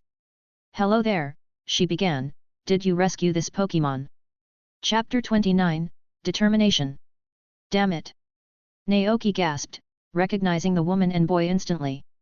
Dr. Olim and her son, Arvin. But how? Wasn't Dr. Olim supposed to be dead? Naoki's mind raced as he looked at the young boy beside her. Their resemblance was undeniable. It was Arvin. So, what time was it? Had he arrived 10 years before the events of the game Pokémon Scarlet? But why had Koraidon escaped from the Paldea crater, just like in the game's plot? Now wasn't the time to ponder these questions. Naoki needed to address the situation at hand. He looked at Dr. Olim and Arvin, feigning ignorance. "Who are you?" he inquired. Dr. Olim studied his face for a moment, then shifted her gaze to Koraidon. "I am Professor Olim," she said, "and the Pokémon beside you is Koraidon, a creature from ancient times. Not long ago, we used a certain technology to summon it to the present, but it attacked us and escaped from the lab." Koraidon, Naoki repeated, absorbing this new information that wasn't part of the game's story. Dr. Olim continued, "However, its primal, ancient power is too volatile. Sooner or later, it will lash out and attack other Pokémon and humans." Naoki's brow furrowed. Koraidon, standing beside him, tensed up. "Gat!" it grumbled. Naoki looked at Koraidon, and its tense expression softened. Observing the scene, Dr. Olim was surprised by the bond between Naoki and Koraiden. However, remembering the destructive power Koraiden and Miraiden had unleashed, she spoke with a firm tone. It seems to have formed an attachment to you, she acknowledged. However, Pokémon summoned from ancient times are inherently wild and different from modern Pokémon. We can't guarantee it won't harm you, let alone other Pokémon or humans. Therefore, I ask you to return Koraiden to us. We will take it away from Paldea, back to where it belongs. Naoki's heart sank. He knew Dr. Olim's concerns were valid. While Koraiden appeared docile and playful in the game, it also possessed a fiery temper that had forced Professor Olim to return it to Area Zero. Returning Koraiden was the logical course of action. But Dr. Olim reached into her lab coat pocket, pulling out a special Pokeball designed to capture Koraiden. She threw the ball towards the legendary Pokémon. Koraiden watched the incoming projectile, its eyes narrowing in fury. A terrifying energy surged within it. With a defiant roar, Koraiden charged forward, its scarlet body blurring with speed. Its dragon claws, gleaming with a menacing light, swiped downwards in a powerful arc. Before anyone could react, the Pokeball was sent flying, shattered into pieces by Koraiden's claws. Black smoke billowed from the broken fragments. Koraiden then turned its attention to Dr. Olim, assuming an aggressive stance. Alarmed by Koraiden's sudden aggression, Naoki shouted, "Koraiden, stop!" Simultaneously, young Arvin, who had been watching with a sullen expression, leaped into action. He stepped in front of his mother, protectively. "You're not allowed to hurt her." A white light flashed from his pocket as he released his own Pokémon, a Mastiff. Koraiden ignored the Mastiff, its attention solely on Naoki. Hearing his voice, it paused, its anger subsiding. It turned to Naoki and whimpered, a pleading look in its eyes. "Gat! Koraiden!" Naoki called out tentatively, his heart filled with conflicting emotions. Naoki watched, stunned, as Koraiden approached him and gently wrapped him in a hug with its massive paws, nuzzling against him like a giant, affectionate cat. Dr. Olim's eyes widened in disbelief. That Koraiden! Naoki, though unsure of what was happening, understood Koraiden's silent message. It wanted to stay with him, it didn't want to leave. Naoki's mind flashed back to the game's story. He looked into Koraiden's eyes and asked, "Will you hurt me or other Pokémon?" Koraiden shook its head vehemently. "Koraiden!" Reassured by Koraiden's promise, Naoki turned to Dr. Olim and Arvin. "I'm sorry, Professor Olim," he said with conviction, "but I can't hand Koraiden over to you." Dr. Olim was taken aback. "Why? Aren't you afraid it might suddenly attack you?" Naoki shook his head. "I trust it. Instead of worrying about what might happen, I choose to believe what I see. And what I see is that Koraiden wouldn't do anything to harm me or others." Dr. Olim was silent, her gaze lingering on the surprisingly gentle Koraiden. She was suddenly curious about what had transpired since it left Area Zero. Dr. Olim had a dream. She envisioned a world where ancient and modern Pokémon coexisted peacefully. Inspired by the Scarlet Book, she and her husband had ventured into the perilous Great Crater of Paldea, established an observatory, and utilized the crystal at its depths to research a time machine, aiming to summon Pokémon from the past and future. However, the Koraiden and Miraiden they summoned had displayed a destructive nature, shattering their hopes. But now she witnessed a different side of the Pokémon known as the Winged King in the Scarlet Book.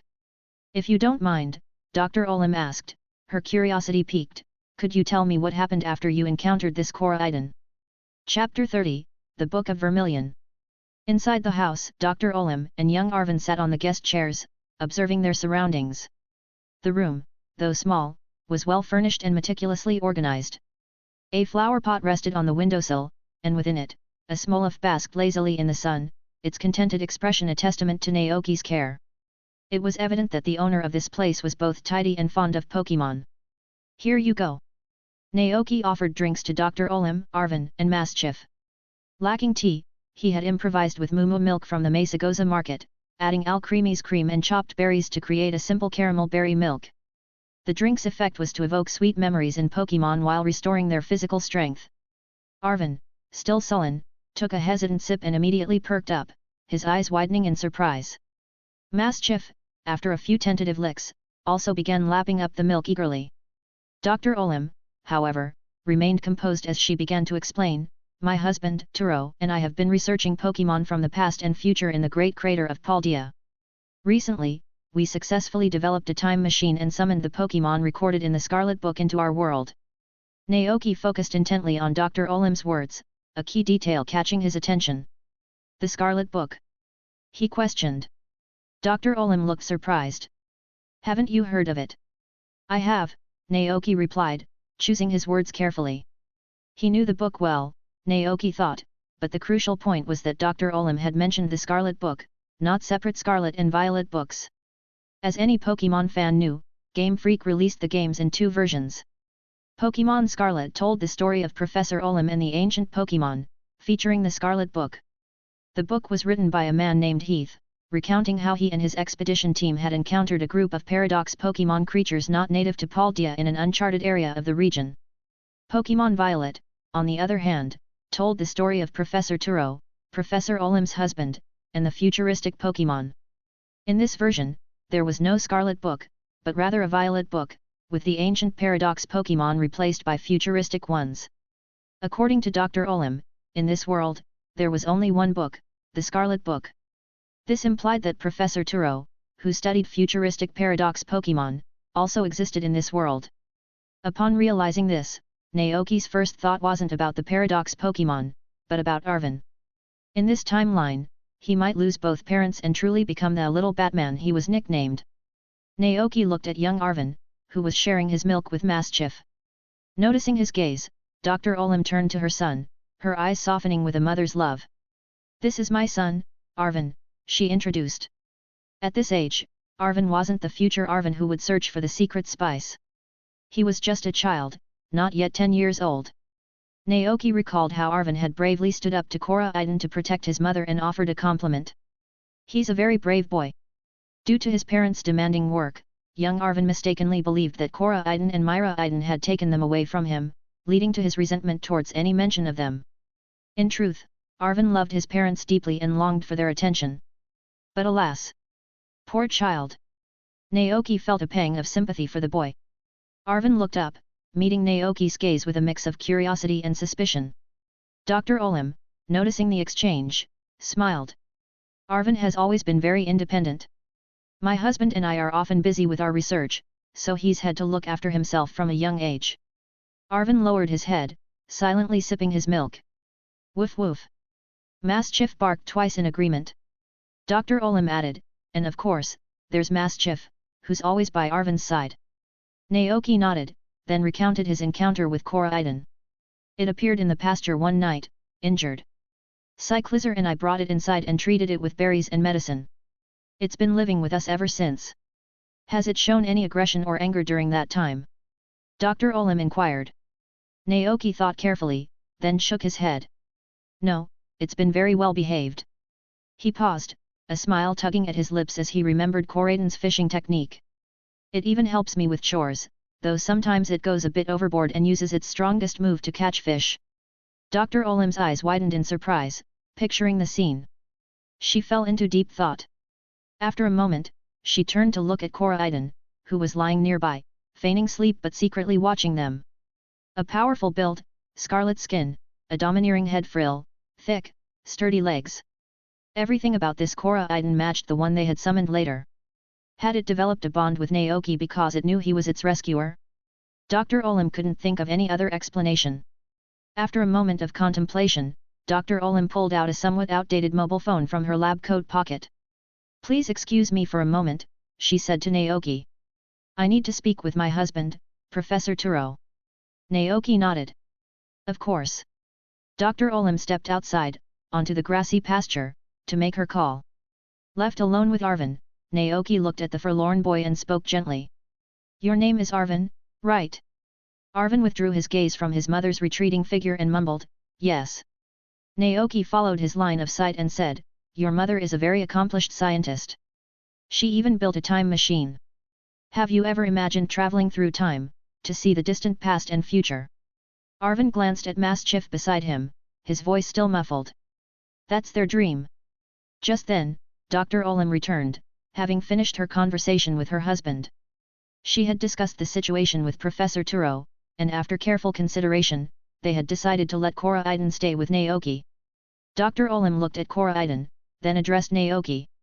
Naoki, I will leave Koraiden in your care. It seemed they had already reached a decision. Naoki nodded. I'll take good care of it. Dr. Olim added, do you have contact information?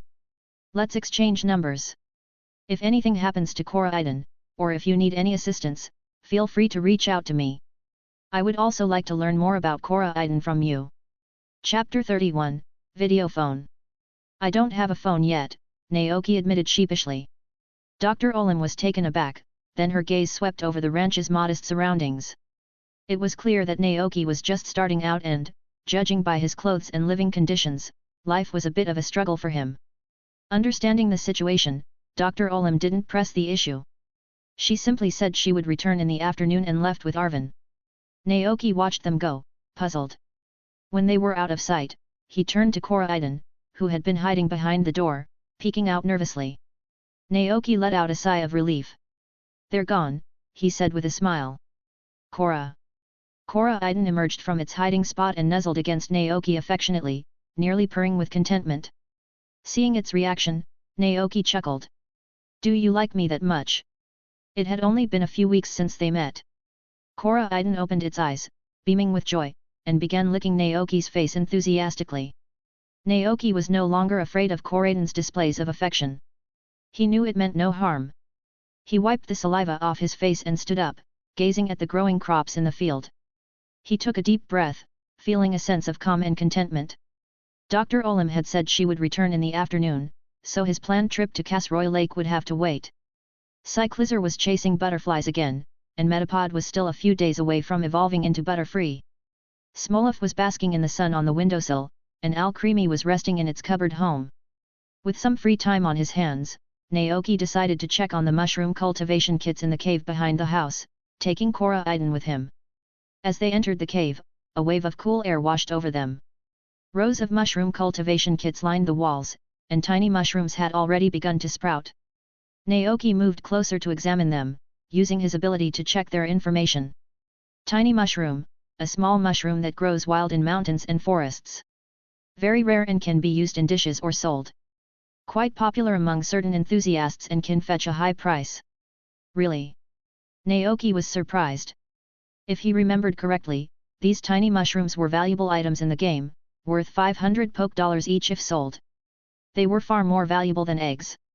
In addition to tiny mushrooms, there were also big mushrooms and bomb mushrooms, which could be sold for 5,000 and 15,000 poke dollars respectively. Bomb mushrooms were said to be so rare that they made the surrounding area fragrant.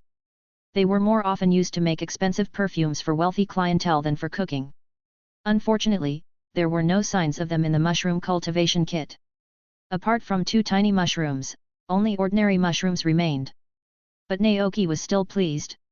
Mushrooms grew quickly, which meant he could sell these tiny mushrooms in a few days and add 1,000 poke dollars to his savings. After checking on the mushrooms' progress, Naoki, seeing it was still early, decided to explore the back mountains with Koraiden. Compared to their last visit, the back mountains were largely unchanged. The area was mainly inhabited by small, docile bug and grass-type Pokémon, who fled deeper into the forest at the sight of Koraiden. Naoki didn't pursue them. Instead, he and Koraiden followed the river that flowed through the ranch, hoping to encounter some water-type Pokémon that could help with irrigation. Unfortunately, the only water-type Pokémon they found were Magikarp and Phoebus. It looks like I'll have to find water-type Pokémon at Casroy Lake, Naoki sighed, disappointed. Before he knew it, it was noon. Naoki and Koraiden, having found nothing of interest, looked up at the sun and decided to head back to the ranch. Before leaving, Koraiden leaned down and gave a playful bark, Kora hi. Naoki, assuming it wanted to carry him, hopped onto its back. But as he settled in, Koraiden transformed. Its long frill unfurled into wings, and with a powerful thrust from its hind legs, it soared into the air. Whoa! Naoki yelped, clinging tightly to Koraiden's neck as the ground shrank below. You can fly! Koraiden let out a gleeful cry. Yes! Naoki realized that this Koraiden hadn't yet experienced the territorial battle from the game, and it hadn't been injured. It could fly all along. After the initial shock, Naoki marveled at the sensation of flight. Koraidon didn't fly too high, allowing Naoki to take in the breathtaking scenery below, vast forests, green mountains, the ranch, Mesagoza, and the endless Paldean Sea stretching out into the horizon. The wind whipped through his hair, filling him with exhilaration. This was amazing. Later that afternoon, Dr. Olam and Arvin returned to the ranch. Dr. Olam directed a man in a blue uniform and work clothes. "Right here," she said. Naoki looked at them, puzzled. "What's this?" Dr. Olam chuckled. "This is the latest video phone, installed by the lab. You can use it to contact me anytime. Consider it a thank you for taking care of Koraidon." Naoki realized Dr. Olam's intention. She wanted to learn more about Koraidon's behavior and habits through him. He had no objections. In fact, he was happy to help. The video phone was installed near his bed, right next to the windowsill where the adorable Smolov basked in the sun. Once it was set up, Dr. Olam expressed her gratitude. "Thank you so much for assisting us in studying Koraidon's behavior. You must really love Pokémon, don't you?" Naoki nodded, glancing at Cyclizar and Koraidon. "They're intelligent, well-behaved, and full of innocence. I don't think anyone could dislike them." Dr. Olam smiled softly but didn't say anything further. She and Arvin soon departed, as there were still matters to attend to in Area Zero. Naoki watched them go, his mind replaying the tragic fate that awaited Dr. Olam in the future. She and her husband, Professor Turo, would one day perish in an explosion caused by an experimental accident. Chapter 32, Familiarity. After seeing Professor Olam and Arvin off, Naoki returned to the cabin, his eyes drawn to the newly installed video phone. It reminded him of the scenes from the anime where Ash would call Professor Oak from Pokémon Centers. Dr. Olam's visit had also solidified his understanding of the timeline he was in. 10 years before the events of Pokémon Scarlet, Ash probably hadn't embarked on his journey yet, or perhaps he had just begun. It was an interesting thought. It meant that Mewtwo hadn't been created yet, Lugia hadn't caused any storms, Groudon and Kyogre were still slumbering, and Team Galactic hadn't yet manipulated Dialga and Palkia. Of course, all of this assumed Ash even existed in this world. But even if he did, it didn't really affect Naoki. He was just a rancher, after all. Life went on. He hadn't made any profit today, and that couldn't continue. With a sigh, Naoki picked up the bucket and rowed Koraidon towards the upper reaches of the river. When he returned, the bucket was full of fish. At 5 o'clock in the evening, Zack arrived on schedule for his pickup. The weather had warmed up, and he had shed his thick jacket, wearing only a short-sleeved shirt. "Wow, the ranch looks different every day," Zack remarked, impressed by the progress. He looked at the growing crops and said, "The crops should be ready for harvest in a couple of weeks." "Yes," Naoki replied excitedly. "You could buy some fertilizer in town before you plant your next batch. The higher the quality of your crops, the more you can sell them for," Zack suggested casually. "So, what have you got for me today?" Naoki handed over the bucket of fish. Zack counted the catch, jotted down the numbers in his ledger, and pulled out a wad of bills from his wallet with a smile. "That's 2,620 poke dollars total. Here you go." Naoki accepted the payment gratefully. Zack loaded the fish onto his truck, then climbed into the driver's seat. As he reversed, he waved to Naoki. "See you tomorrow." "See you tomorrow," Naoki called back. As dusk fell, Naoki returned to the cabin to prepare dinner. Alcremie hopped down from the cupboard and scampered over to play with Smolov on the desk. Naoki looked at them and thought that the two little ones had been cooped up inside for the past 2 days. "Don't you get bored staying in the house all the time?" he asked. "Why don't you go outside for a walk?" "Alcremie. SMO. Alcremie and Smolov glanced outside, seemingly hesitant to venture into the unfamiliar world beyond the cabin walls. Naoki understood. Alcremie and Smolov had grown up in the open fields of the Happy Ranch, naturally unafraid of the outdoors. But now, in a new and unfamiliar environment, only the small wooden house and the familiar trees provided a sense of security. That was why they had stayed indoors for the past 2 days. This won't do, Naoki thought. He decided to take them for a walk around the ranch after dinner, to help them familiarize themselves with their new home. For dinner, Naoki prepared a hearty meal: creamy mushroom soup, pork buns, black pepper-crusted fried pork chops, boiled eggs, and 5 glasses of milk mixed with different berry juices. The Pokémon gathered around the table, enjoying their feast. Smolov and Alcremie ate daintily, taking small, careful bites. Cora Iden and Cyclizer, on the other hand, were less refined, their paws and faces smeared with food. Remember to wash your faces and paws at the tap outside after dinner, Naoki reminded them sternly. He had cleaned up the mess they had made the last time. Cora. Gat. Cora Iden and Cyclizer nodded obediently. They understood. After dinner, Cora Iden and Cyclizer dutifully went outside to wash up. Naoki, satisfied with their obedience, turned to the kitchen to clean the dishes. Alcremie and Smolov watched the two larger Pokémon, then looked at each other, their eyes darting to their own faces and paws. Alcremie.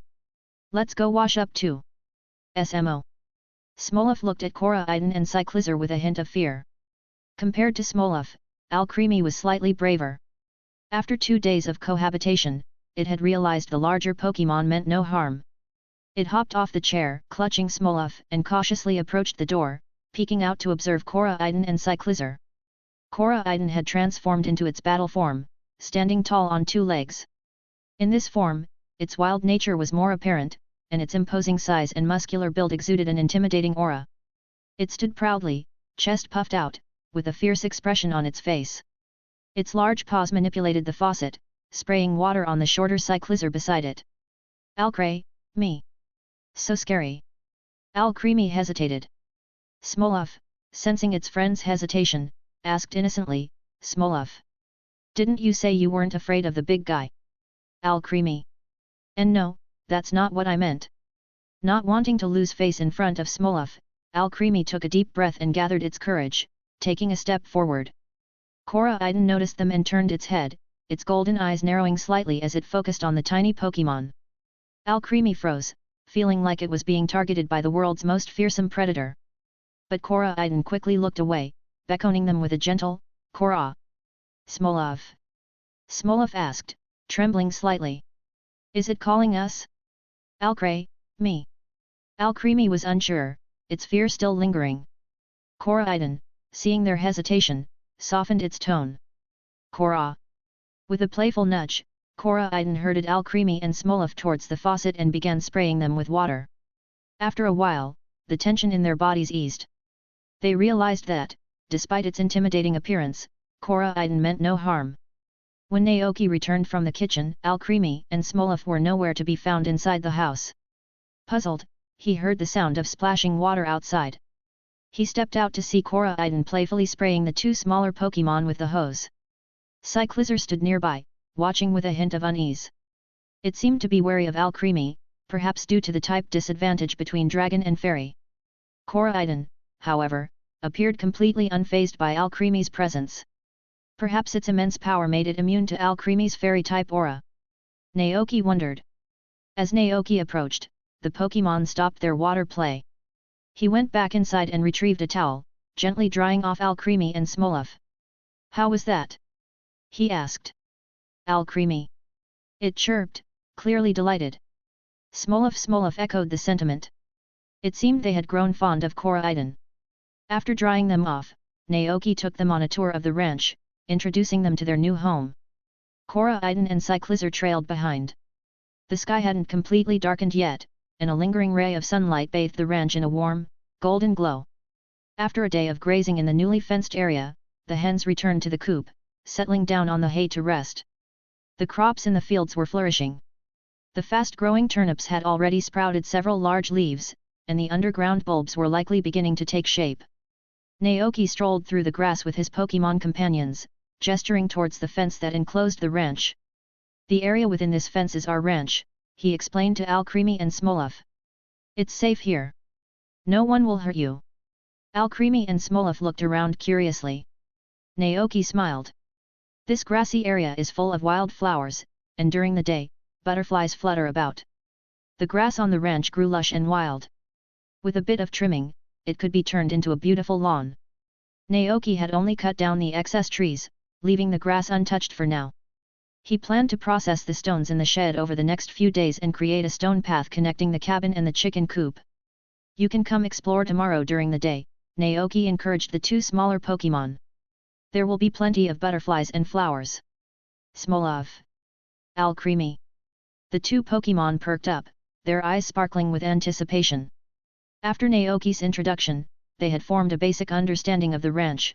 The area within the fence was a safe haven. They were no longer so afraid of the world outside. Naoki continued the tour until the last rays of sunlight disappeared, leaving the ranch shrouded in twilight. He returned to the house with his Pokémon. Alcremie scurried back to its cupboard, while Smolov settled back into its flower pot, yawning sleepily. "Time for bed," Naoki said with a smile. Smolov responded, rolling onto its back in the flower pot and closing its eyes, soon drifting off to sleep. Naoki turned to Koraidon and Cyclizer, who were lounging by the bed. He sat down and began to pack his things. He planned to set off for Casroy Lake the following morning. Unsure if he'd be back by lunchtime, Naoki prepared some nutritious sandwiches and berry juice for Cyclizer. In addition to finding new fishing spots, he hoped to recruit a water-type Pokémon capable of using water gun to help irrigate the crops. He also packed some extra food, as catching Pokémon was a delicate process. From years of watching the anime, he knew that aside from battling, offering food and showing kindness were effective ways to win over a wild Pokémon. After all, Pokémon, like any other creature, appreciated a good meal and a comfortable home. With this in mind, Naoki prepared several dishes that were both delicious and visually appealing, catering to various tastes: sweet, spicy, sour, and savory. He also made sure they were easy to carry and store. As he packed the dishes into his backpack, his eyes fell upon the Pokeballs at the bottom. He suddenly remembered something. Professor Olim hadn't given him Koraidon's Pokeball.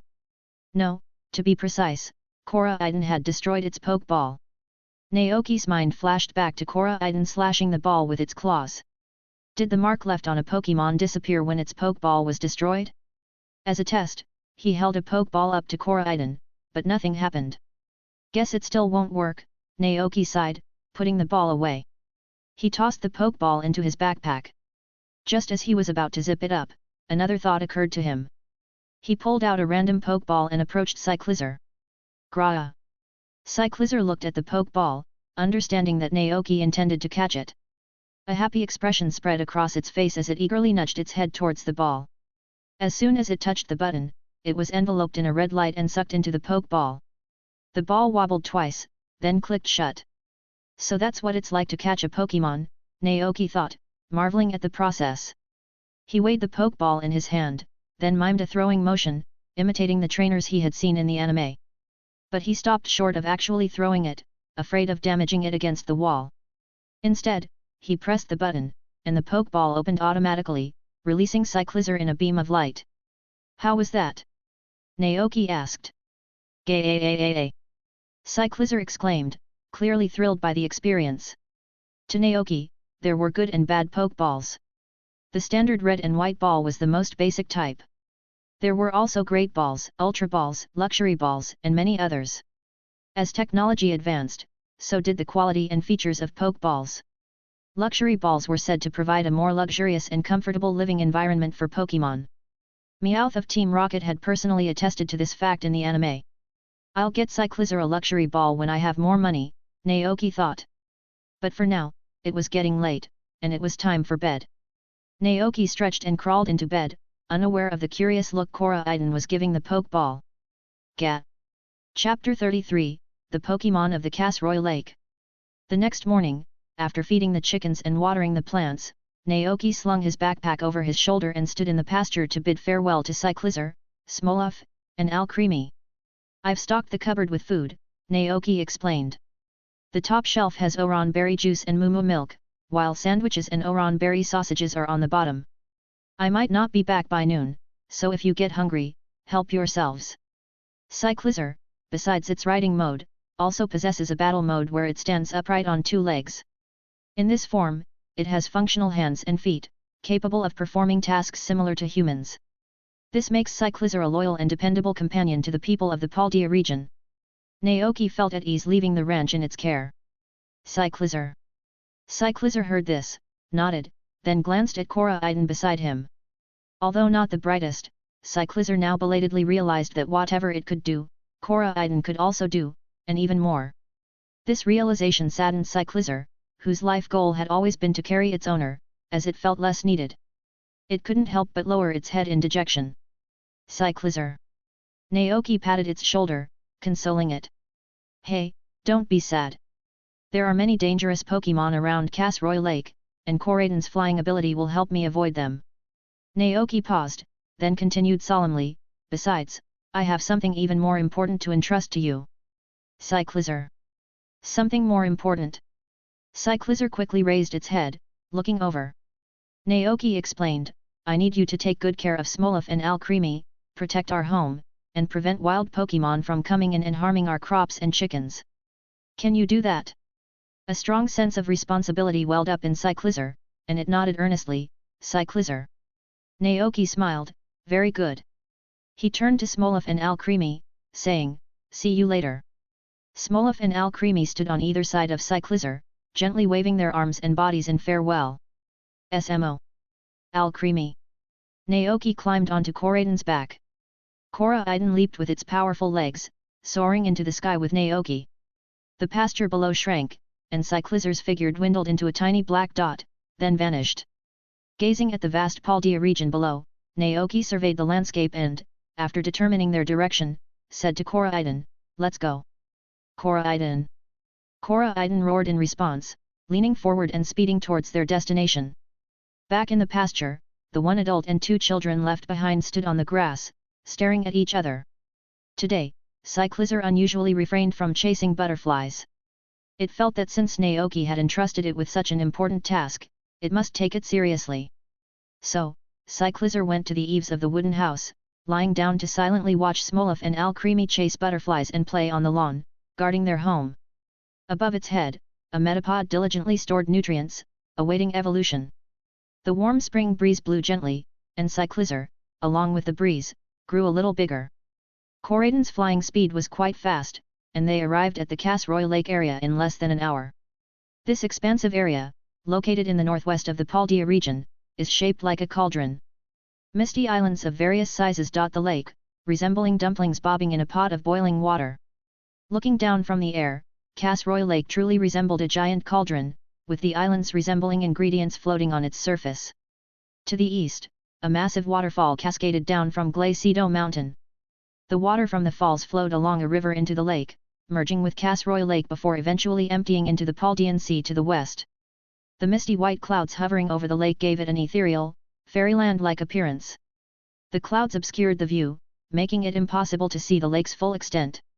To address this, Paldea officials had constructed watchtowers in 3 different directions around Casroy Lake to assist travelers and trainers in observing the lake's diverse ecosystem.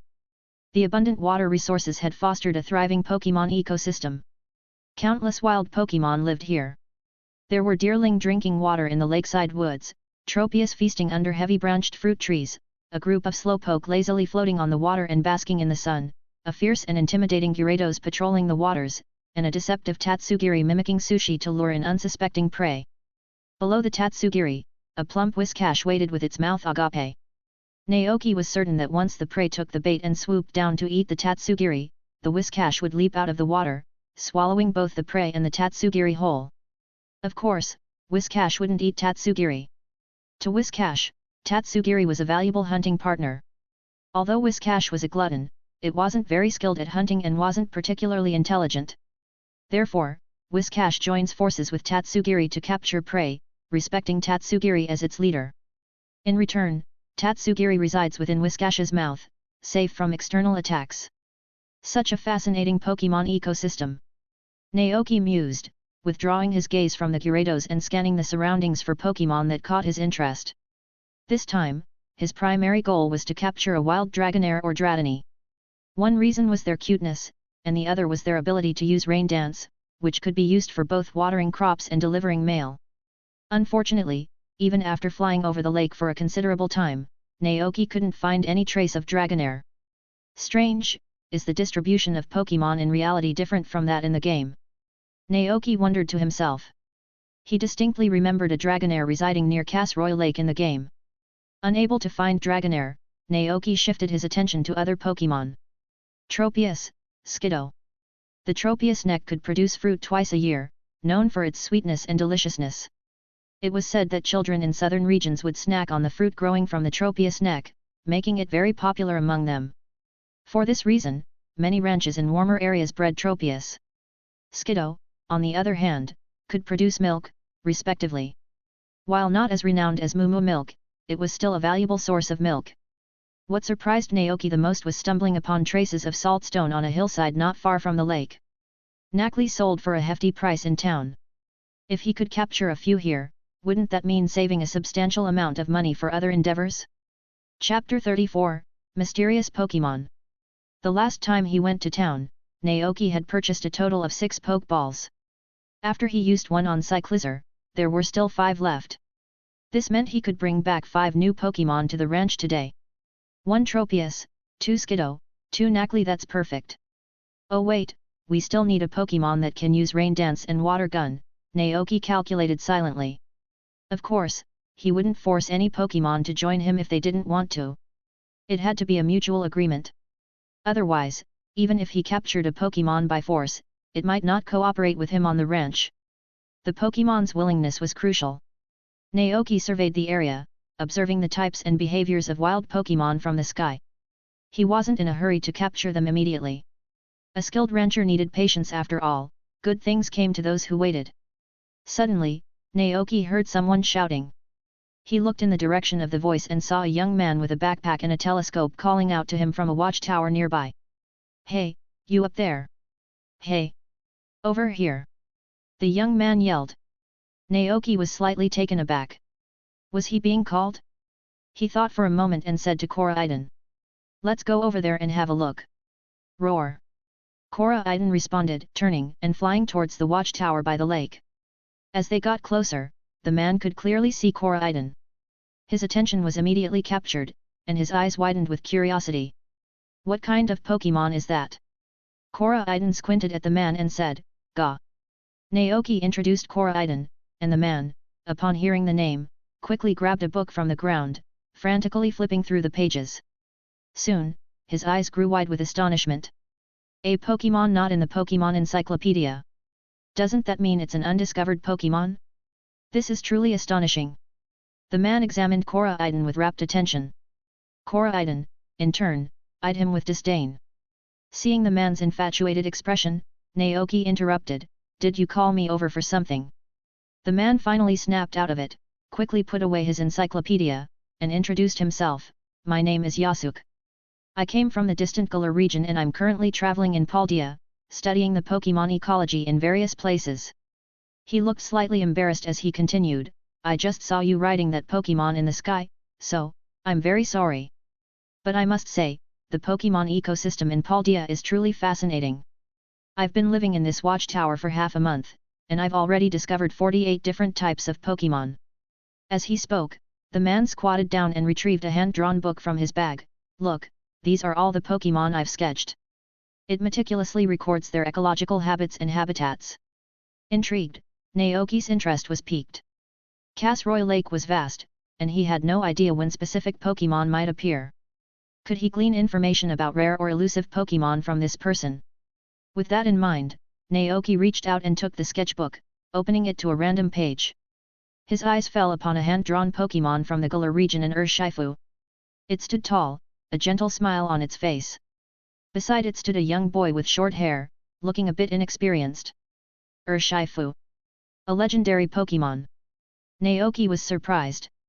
Yasuke, standing nearby, noticed Naoki's expression and came over. He glanced at the drawing and asked with a smile, "Care to guess their relationship?" Naoki raised an eyebrow, and Koraiden beside him also came over to take a peek. "Trainer and Pokémon." Naoki ventured a guess. "Nope." Yasuke shook his head, eyebrows raised, "They're father and son." "What?" Naoki was taken aback.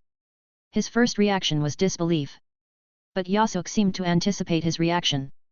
"It's surprising, right? But it's true. I encountered them in the Galar region, and they were the ones who showed me that there are other possibilities between humans and Pokémon. I was scared at first. Later I learned that the child had been abandoned as an infant, floating down a river to where the Urshifu lived, and was adopted by it. Humans and Pokémon, father and son. I never thought such a thing existed." Yasuke's excitement was palpable. Naoki thought to himself that this was nothing compared to what he had heard, even humans marrying Pokémon. He didn't dwell on the matter, focusing instead on the sketchbook in front of him, Yasuke, meanwhile, approached again and asked pleadingly. Can I draw your Pokémon? As a reward, I'll make you my best sandwich. Even Pokémon love it. Please. Naoki simply waved his hand and sat down cross-legged. Go ahead, draw away. The man was thrilled. Thank you. He pulled out another half-used sketchbook and a pencil from his backpack, sat down, and focused intently on sketching Koraidon. Only then did Naoki realize that the sketchbook in his hand was already filled with drawings. Gah! Hearing Koraidon's cry, Naoki looked up to see it standing stiffly, gazing at him with a pitiful expression. Just as Naoki was about to speak, Yasuke said. Don't be nervous. Just sit in your most relaxed and natural posture. Naoki waved to Koraidon, who then lay down beside him, resting its large head on Naoki's legs. Yasuke's eyes lit up at this sight. Okay, very good, that's it. Perfect posture. This Pokémon trusts you very much. Naoki smiled and scratched Koraidon's chin, then flipped through the sketchbook in his hand, examining the Pokémon ecology around Casroy Lake. There were indeed more Pokémon in this area than he had imagined. In addition to the ones he had just seen outside, there were also the docile Azurill, the blue Swablu with wings as white and soft as clouds, the slimy Sligood dwelling in damp caves, and the pink, hammer-wielding Tinkaton. The book was narrated from Yasuke's perspective. Alongside the Pokémon he recognized were some shrouded in mist, with only their vague outlines visible. Question marks accompanied these phantoms, suggesting they were rare Pokémon Yasuke had never encountered before. Naoki couldn't identify some of the phantoms, but as he turned a page, a familiar outline suddenly caught his eye. It appeared to be a cliff, its top enveloped in fog, with the shadow of a Pokémon looming within the mist. The Pokémon's body was large and seemingly quite round.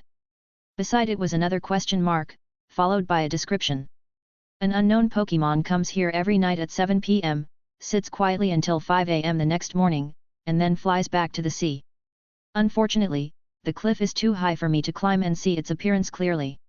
I can only make out a blurry shadow. Chapter 35, Nacli. Is this Dragonite? Looking at the black shadow's outline, Naoki immediately envisioned the plump, round body of a Dragonite. He wanted to ask Yasuke about this Pokémon, but when he looked up, Yasuke was deeply engrossed in his drawing. Naoki decided not to disturb him and continued flipping through the sketchbook. However, his thoughts were consumed by the image of Dragonite, and he lost interest in the subsequent Pokémon like Golett, Slowpoke, and Trumish. After over an hour, Yasuke finally put down his pencil. Looking at his finished artwork, he exclaimed, "Perfectly done. Take a look." He handed Naoki the drawing of Koraidon.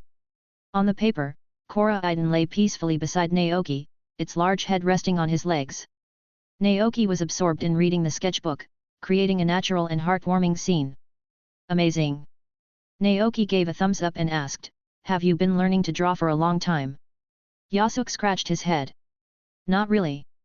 My parents enrolled me in an art class, but I only attended for 3 months before leaving to travel. I'm still practicing." Naoki didn't know much about art. Yasuke put away his pen, satisfied, and closed the sketchbook. He then asked with interest, "Are you also a trainer traveling around?" "No," Naoki shook his head. "I'm a rancher. I currently run a ranch. If you ever need eggs, you can come to Naoki Ranch, east of Cascarafa." Naoki took the opportunity to promote his ranch's products. Yasuke's eyes widened in surprise. "A rancher?" "Yup." "Wow," Yasuke replied. "I initially thought you were a trainer who came to Casroy Lake to catch Pokémon. There are many different types living here. I often see trainers coming here to catch Pokémon these days." Speaking of wild Pokémon, Naoki turned back to the page with the Dragonite-like drawing and asked, "Is this Pokémon still around?" "You mean that one?" "Yes, it's still there." Yasuke replied, surprised. "Are you interested in it too?" Naoki didn't deny it. "If it's not too much trouble, could you tell me about it?" "Of course." Yasuke recalled, "I spotted it a week ago. At that time, I was investigating a Pokémon native to the Paldea region, on an island in the lake west of Casroy Lake. It was mimicking the appearance of sushi. Out of curiosity, I wanted to get a closer look, but for some reason, I was suddenly attacked by a Croconaw. In a panic, I fell into the lake and was chased by a group of Finian. I ended up washed ashore on a cliff." When I looked up, I saw this Pokémon sitting on the cliff, gazing at the moon. But in the evening, Casroy Lake gets foggy, and I couldn't see it clearly. I could only make out a blurry shadow. There's no Pokémon like that in the Galar region. I was captivated by it and started observing it. I later discovered that it would arrive there promptly at 7 o'clock every night. It stays there until 5 in the morning the following day, then flies back to the sea without fail. Rain or shine, it's always on time. It's a shame I don't have a flying Pokémon. I can't reach that height. Yasuke's face was filled with regret, but then he suddenly remembered the flying Pokémon right in front of him. His eyes lit up. Could you take me to see what it really looks like? I just want to observe it. Well, I could. Naoki hesitated. The mysterious Pokémon wouldn't appear until 7 in the evening, but he couldn't stay here for long. He had to return to the ranch and prepare dinner for the Pokémon. After a moment of thought, Naoki asked, "It stays there all night and doesn't leave, right?" Yasuke nodded. "That's right. How about this?" Naoki proposed, "I'll come back here after 7 p.m. He explained the tasks he still needed to complete at the ranch. Yasuke immediately agreed. "No problem, I'll wait for you here." After making the agreement, Naoki rode Koraidon away from the watchtower. He looked at the 5 Pokeballs in his hand and started pondering which Pokémon he should bring back to the ranch. First and foremost, the ranch currently needed Nacli the most because of their ability to produce valuable salt. According to the rancher's guide given by Mayor Clavel, Nacli naturally shed salt particles as they move. Therefore, people build special shelters for them with a unique floor covering to collect the salt. On average, one Nacli can produce a small bag of about 500 grams of rock salt every 5 days. The market price for such a small bag of rock salt is 3,000 Poke dollars. The reason for the high price is that rock salt is rich in minerals, and long-term consumption is beneficial to both humans and Pokémon. Moreover, this rock salt can be applied directly to Pokémon to quickly heal their injuries. Excluding the cost of raising them, one Nacli can earn over 2,500 Poke dollars in 5 days, which translates to 15,000 per month. With 10 Nacli, a rancher could earn 150,000 Poke dollars monthly. And once they evolve into Nacl stack, their salt production increases even further. If the rancher treats the Nacli well, providing daily food and spending time playing with them, keeping them happy, healthy, and illness-free, the profits are substantial. With this in mind, Naoki guided Koraidon to the location where he had previously spotted the Nacli, following the memory of its location. It was on the east side of Casroy Lake, near a rocky area on Glacido Mountain. There was a cave in the back, which seemed to be where the Nacli lived. Naoki gently patted Koraidon's neck. Koraidon gave a cry and landed in front of the cave. Several Nacli that had been basking in the sun and playing on the rocks sensed an unfamiliar presence and fled in panic, scattering back into the cave. Naoki thought, "Am I really that scary?" Although his initial approach had failed, Naoki wasn't discouraged. He took out his prized delicacies, salted dried fish and salted plums.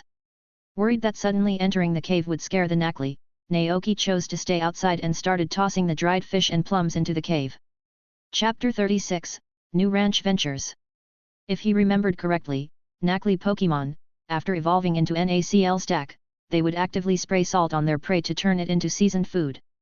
Therefore, the specially salted plums and dried fish were very appealing to them. At first, the Nacli who had fled into the cave didn't react. But as more and more dried fish and plums were tossed inside, they could no longer resist.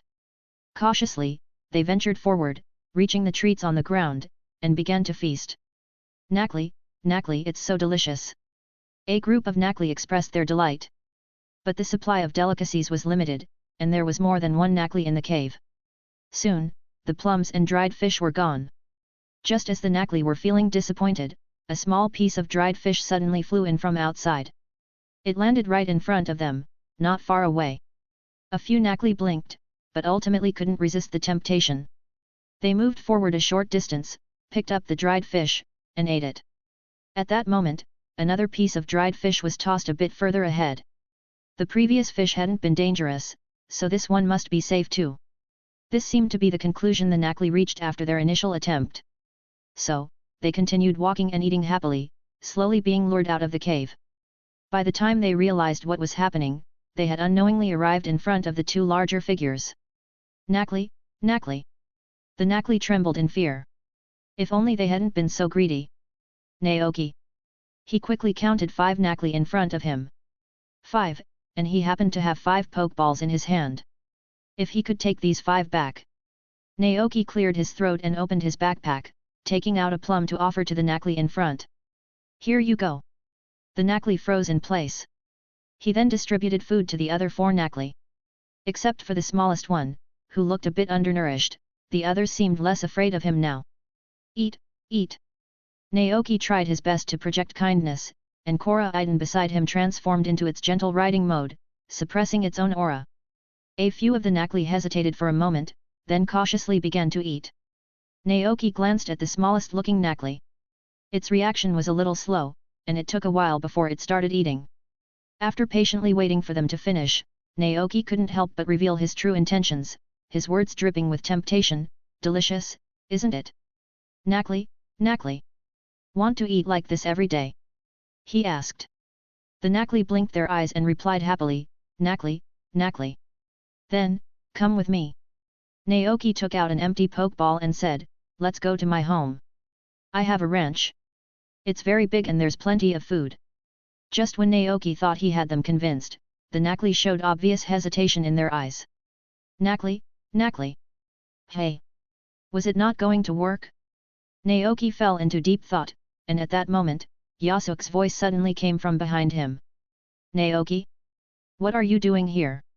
Naoki turned around to see Yasuke running towards him with a bag on his back and a look of surprise on his face. Naoki stood up and explained, I want to catch these Nacli and bring them back to my ranch to live with me. Nacli. Following Naoki's gaze, Yasuke saw the Nacli. He looked around, as if searching for something. Strange, I remember there was an Nacl stack with this group of Nacli. Have you seen it? Nacl stack? Naoki shook his head. No, I only saw these Nacli when I came here, and they looked very hungry. Seeing his confusion, Yasuke explained, I've been observing the wild Pokémon around here for a while. A few days ago, I encountered this group of Nacli. They were surrounding an Nacl stack. That Nacl stack seems to be the leader of their tribe.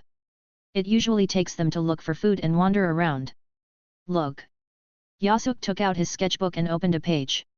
It clearly depicted a scene at this location, with a group of Nacli surrounding an Nacl stack.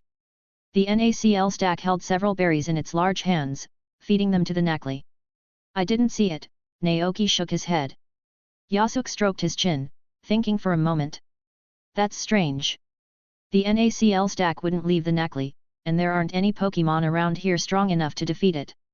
So, it seems there's only one possibility left. Naoki and Yasuke both reached the same conclusion simultaneously, the Nacl stack was captured by a trainer. If that were true, wouldn't that trainer be incredibly irresponsible? They captured the leader, leaving behind a group of hungry young Nacli. If it were him, Naoki thought, he wouldn't leave a single one behind and would take them all back with him. This won't do.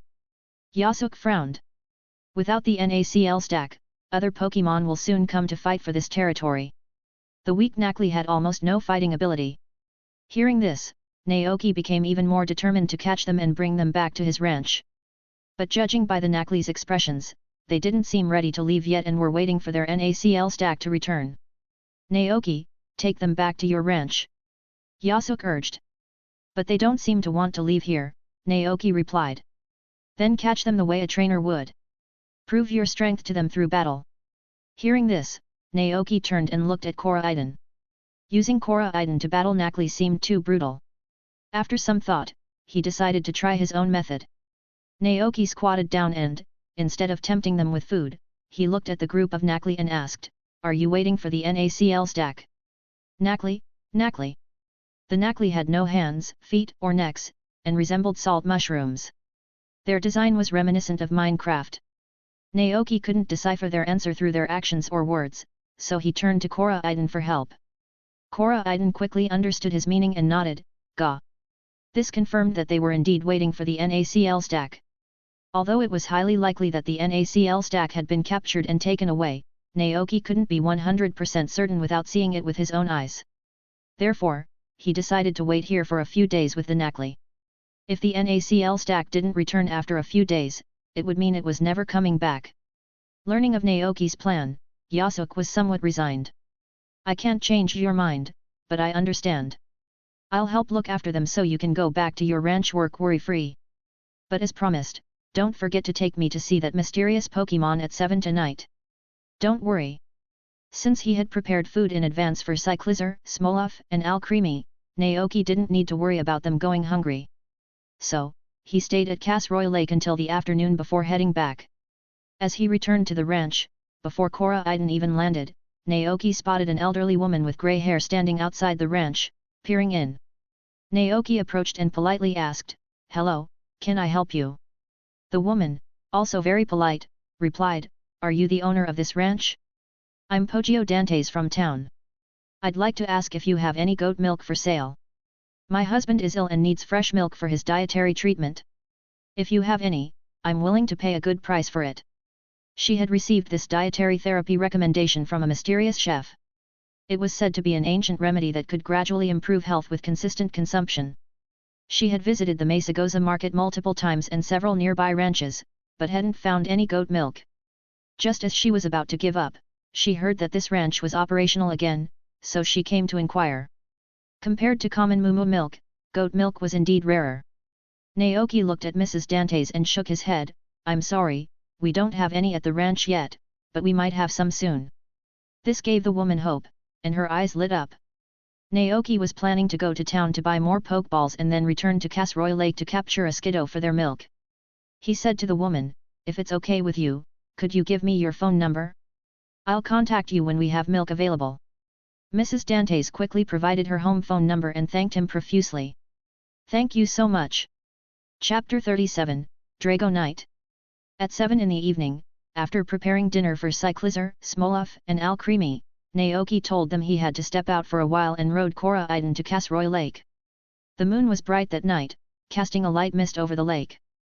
The hazy moonlight poured onto the water, shimmering silver as Pokémon leaped from the depths, breaking the reflection with ripples. "You're finally here." Yasuke hadn't returned to the watchtower but had set up a simple campsite by the lake. The bonfire in front of the tent was a beacon in the night. Beside him stood a Pokémon holding a shield in its left hand and a sword in its right, its thick black eyebrows furrowed in a calm expression. The group of Nacli huddled by the fire, drowsy. Naoki placed the prepared food in front of them, and the young Pokémon immediately opened their eyes in surprise. "As expected, the Nacli prefer your dried fish to my sandwiches," Yasuke lamented, touching his head. "They didn't eat anything tonight." His secret sandwich held no appeal for these salty Pokémon.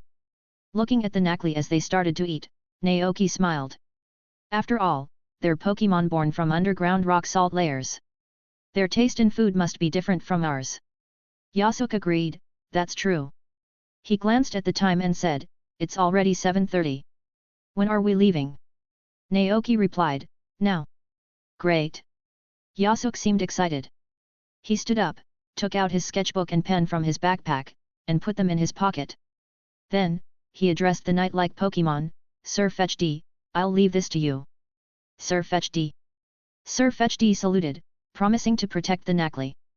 Naoki looked at Sir Fetchd with interest and asked curiously, "It evolved from a Farfetch'd, right?" "That's right, only the Galarian Farfetch'd can evolve into Sir Fetch'd," Yasuke introduced with a smile. "It's a very brave and diligent Pokémon. Its fighting stance is quite similar to those heroic warriors in movies."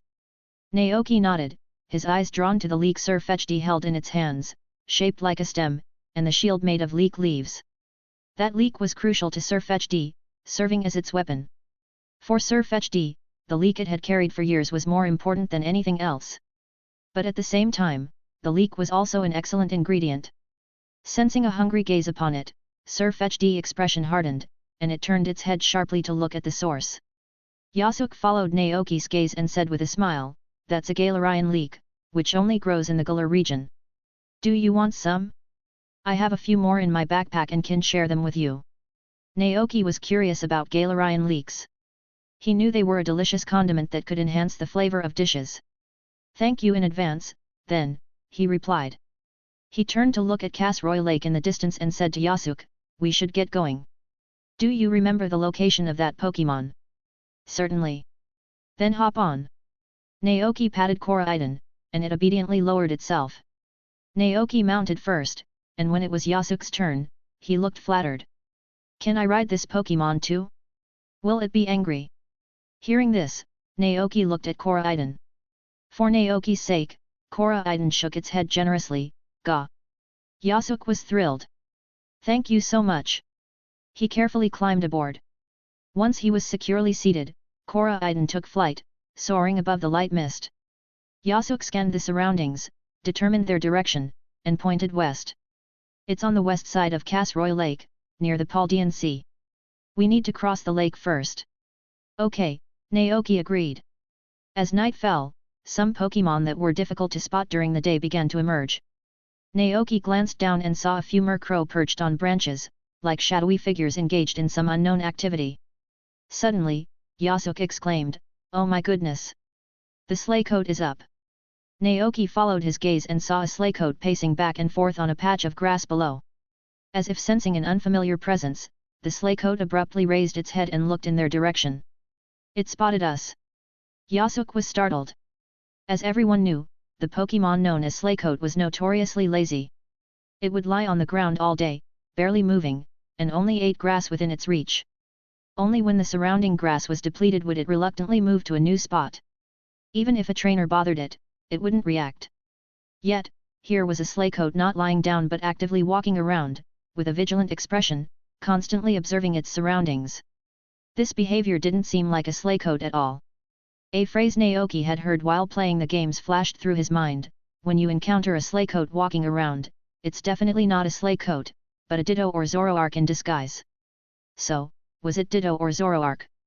Judging by its sharp and alert movements, Naoki figured there was an 80% chance it was a Zoroark.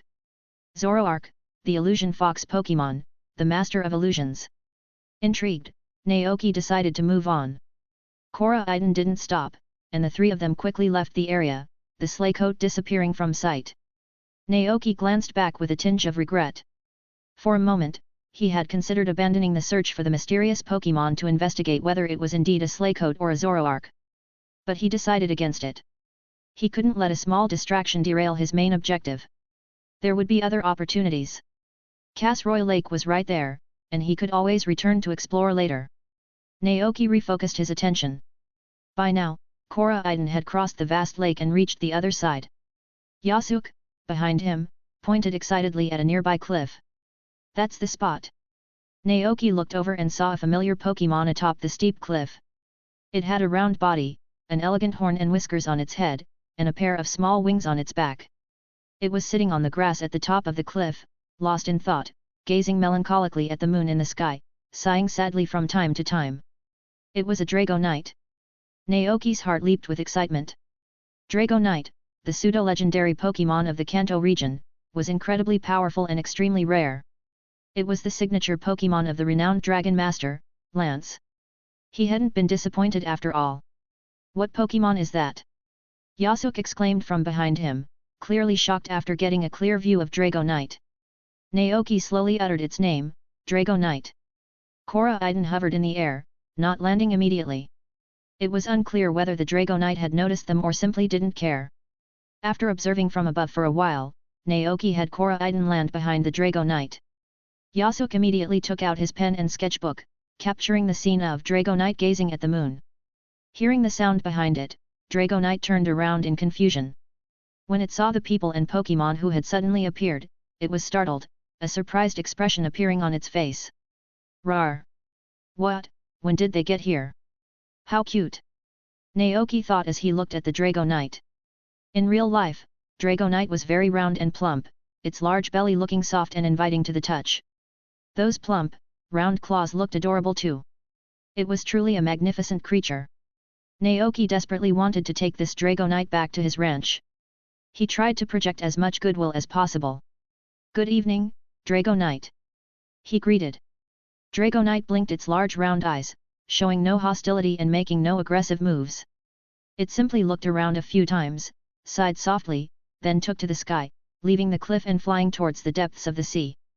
Naoki and Yasuke, left behind, looked at each other. After a moment, Naoki asked, "Did we disturb it?" Yasuke, gazing at Dragonite's retreating figure, murmured, "It always seems so sad. Does a Dragonite, a creature at the top of the Pokémon ecosystem, have problems it can't solve? Yasuke seemed to remember something. Shouldn't you have sent out Koraidon to battle it immediately, defeat it, and capture it in a Pokeball? That seems a bit harsh for such a powerful dragon, don't you think? Naoki replied tactfully. Besides, I'm not a trainer, and I don't plan to become one. Even if I caught it, I wouldn't use it for battles. I just want to live alongside it. You should understand that feeling, right? I do, Yasuke said. What about collecting? I've seen people who only catch specific Pokémon for their collections. This reminded Naoki of the obsessive collector in The Power of One. He couldn't help but ask, it wouldn't be like what I'm imagining, turning it into a specimen for a collection, right? No way. Yasuke's eyes widened. Those people just have unique hobbies, they're not deranged. I met someone who only catches fluffy, cute, small Pokémon. It's said he sleeps with them every day and enjoys being surrounded by them. There are also trainers who only like muscular Pokémon like Machamp, Blaziken, or Pangoro. I think they must have felt insecure when they were younger. Naoki responded with an awkward but polite smile. What a coincidence, he thought, I'm one of them. Yasuke then asked, but are you going to chase after it? Naoki pondered for a moment, then shook his head. No. Forcing contact might scare it away. If I'm not mistaken, it'll come back later. We can get to know it slowly then. Besides, he couldn't stay out all night, otherwise, Cyclizar would worry. Yasuke agreed, that's true. The two returned to the campsite on the east side of Casroy Lake. After filling their bellies, the Nacli fell asleep, huddled around the warm campfire. Yasuke lowered his voice and whispered, are you heading back? Naoki also lowered his voice, yes, I'll come back tomorrow. In addition to feeding the Nacli, he had something more important to do, catch fish in Casroy Lake and bring them back to the ranch to sell. If he took the Nacli with him, there would be 5 more mouths to feed at the ranch. Moreover, he needed to find someone to build a special shelter for the Nacli so he could easily collect their rock salt. His limited funds weren't enough. Looking at the salt trails left by the Nacli, Naoki felt a pang of sadness. Money was needed for everything, so he had to work hard. When you have time, you can come visit my ranch, and I'll treat you well, Naoki offered. Naoki provided the Galar traveler with the exact location of his ranch. Yasuke smiled, well, I'll come visit after I finish investigating the Pokémon ecology around Casroy Lake. He was very curious about what the ranch built by the young man before him would look like. Naoki smiled and nodded, then bid him farewell, riding Koraidon back to the ranch. Before leaving, he left all the salted food from his backpack with Yasuke. He had to go into town the next morning and might not be back until noon. By the time Naoki returned to the ranch, it was already late at night. Despite the late hour, Cyclizar was still awake, lying under the eaves and looking outside. When it saw Naoki and Koraidon returning, its eyes lit up, and it stood up happily. Naoki walked up to Cyclizar and patted its head. Knowing that Cyclizar had been diligently guarding the ranch, he smiled and said, all right, I'm back. Go get some rest. Cyclizar went to sleep, and Naoki checked the chicken coop, ensuring the feed and water troughs were full and the chickens were doing well. Seeing that the water trough was nearly empty, he refilled it and didn't go to bed until everything was in order. The next morning, after finishing his chores on the ranch, Naoki headed to town. Following the signs, he found a fishing tackle shop and purchased several extra-large fishing nets. It was a shame that his Metapod hadn't evolved into Butterfree yet, otherwise, he could have made his own nets. The following days were busy for Naoki. He and Koraidon traveled back and forth between Casroy Lake, the Paldean Sea, and the ranch, fishing sometimes until the break of dawn. It was exhausting work, not only for him but for Koraidon as well. Despite the hardship, Koraidon had no complaints. In fact, it felt happy and fulfilled. Yasuke, witnessing Naoki's tireless efforts between the lake and the ranch, also realized the hard work involved in running a ranch. Once, when Naoki visited the Nacli and brought them food, Yasuke couldn't help but remark, you're working too hard, don't you think? You need to relax sometimes. Naoki, sweating profusely, handed Koraidon a bottle of juice to restore its strength and energy, and replied, there's still a lot to do on the ranch, and many mouths to feed. I have to earn more money. All right. Seeing that he couldn't persuade Naoki, Yasuk waited for Naoki and Koraiden to leave before turning to the 5 Nacli and trying to convince them. The Nacl stack was captured by a human trainer and will never come back, he told them. You see, right? The food these past few days was given to you by that man. He sincerely wants you to come back to the ranch and live with him. Nacli, Nacli. The Nacli recalled Naoki working at Casroy Lake, taking time to visit them, and bringing them delicious food. Even their leader might not have been so kind to them. Furthermore, their current leader had been taken away by a human and would never return. The Nacli looked touched. The 5 little ones looked at each other, then made up their minds to follow the human who had protected and fed them, leaving this place to live on his ranch. Though still young, the Nacli could vaguely sense that no one else in the world would be as kind to them as Naoki. Chapter 38, Efforts and Gains. At 11 o'clock that evening, Naoki and Koraiden returned to the ranch after a long day's work.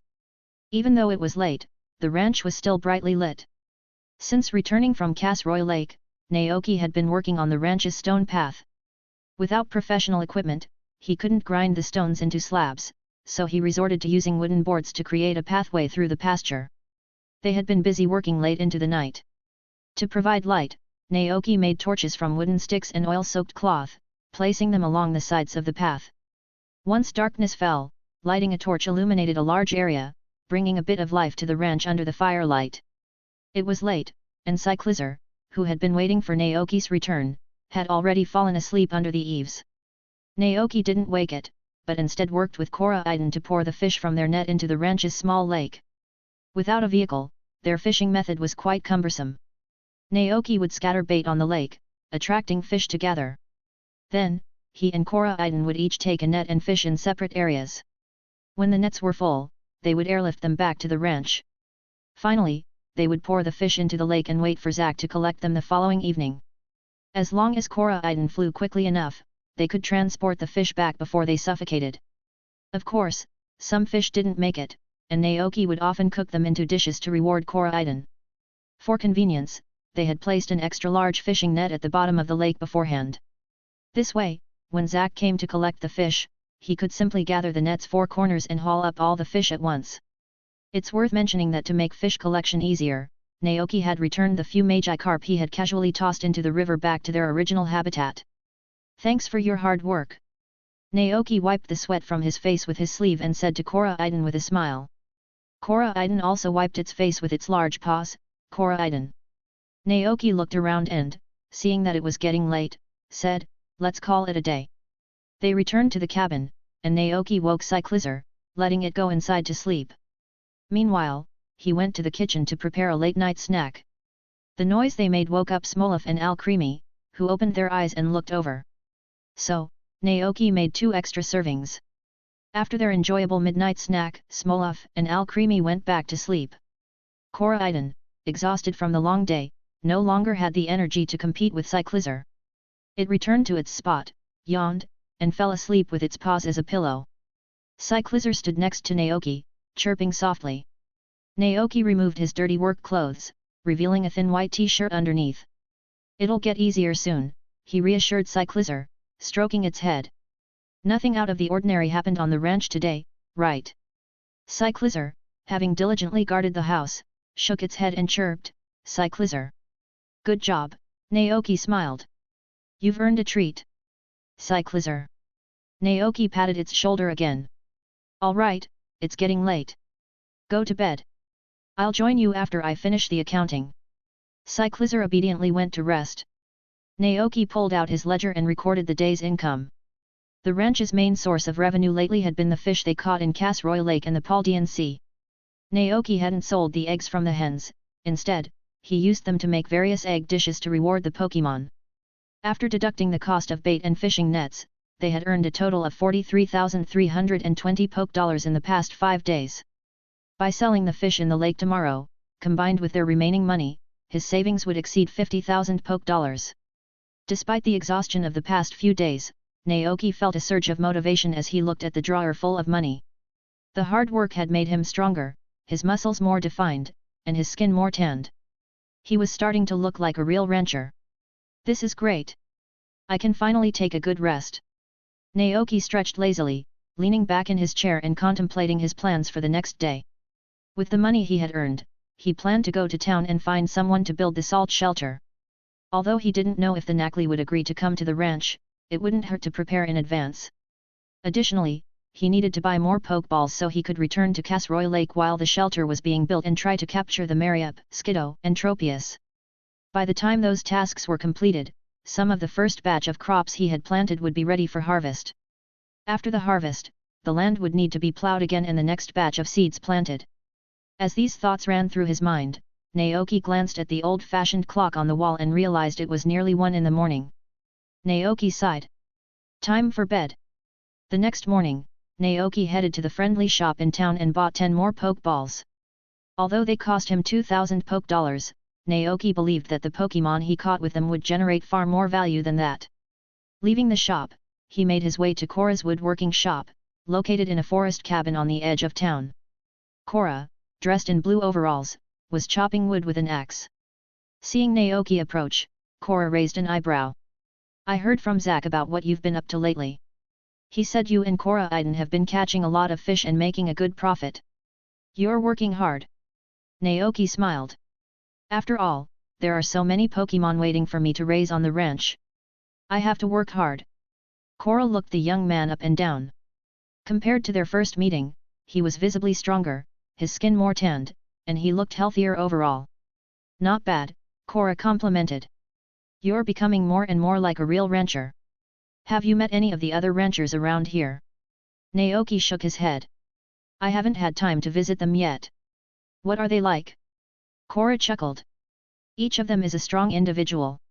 Years of farm work have made them quite robust. I have a feeling you'll be like them one day. Naoki shrugged nonchalantly. He had never been too concerned about his appearance. After a brief chat, Cora got down to business. So, what do you want me to build this time? A salt shelter, Naoki replied. After careful consideration, he had determined that raising Nacli and collecting rock salt for sale was one of the most profitable ways to make money. So, he prioritized the construction of the salt shelter. Chapter 39, S-Level Milk Porridge. No problem. The total construction cost is 20,000 Poke dollars, Cora confirmed. But speaking of which, do you have any more wood on the ranch? She recalled that the last time she was there, she noticed almost all the trees on the ranch had been cut down. Cora took the opportunity to promote her products. If you don't have any, you can buy it from our shop. One piece of wood costs 100 Poke dollars, and stone is even cheaper, only 50 Poke dollars each. The 20,000 covered labor and construction costs. If the rancher didn't have their own materials, they would need to purchase them separately. Naoki thought for a moment, realizing that he had been so busy fishing lately that he hadn't cut down any trees at all. There were limited trees left on the ranch. While the back mountain had plenty, large-scale logging would not only harm the environment but also displace some Pokémon. After a brief consideration, he decided, I'll buy it from you. Cora smiled. All right, the construction crew will head to the ranch this afternoon to start work.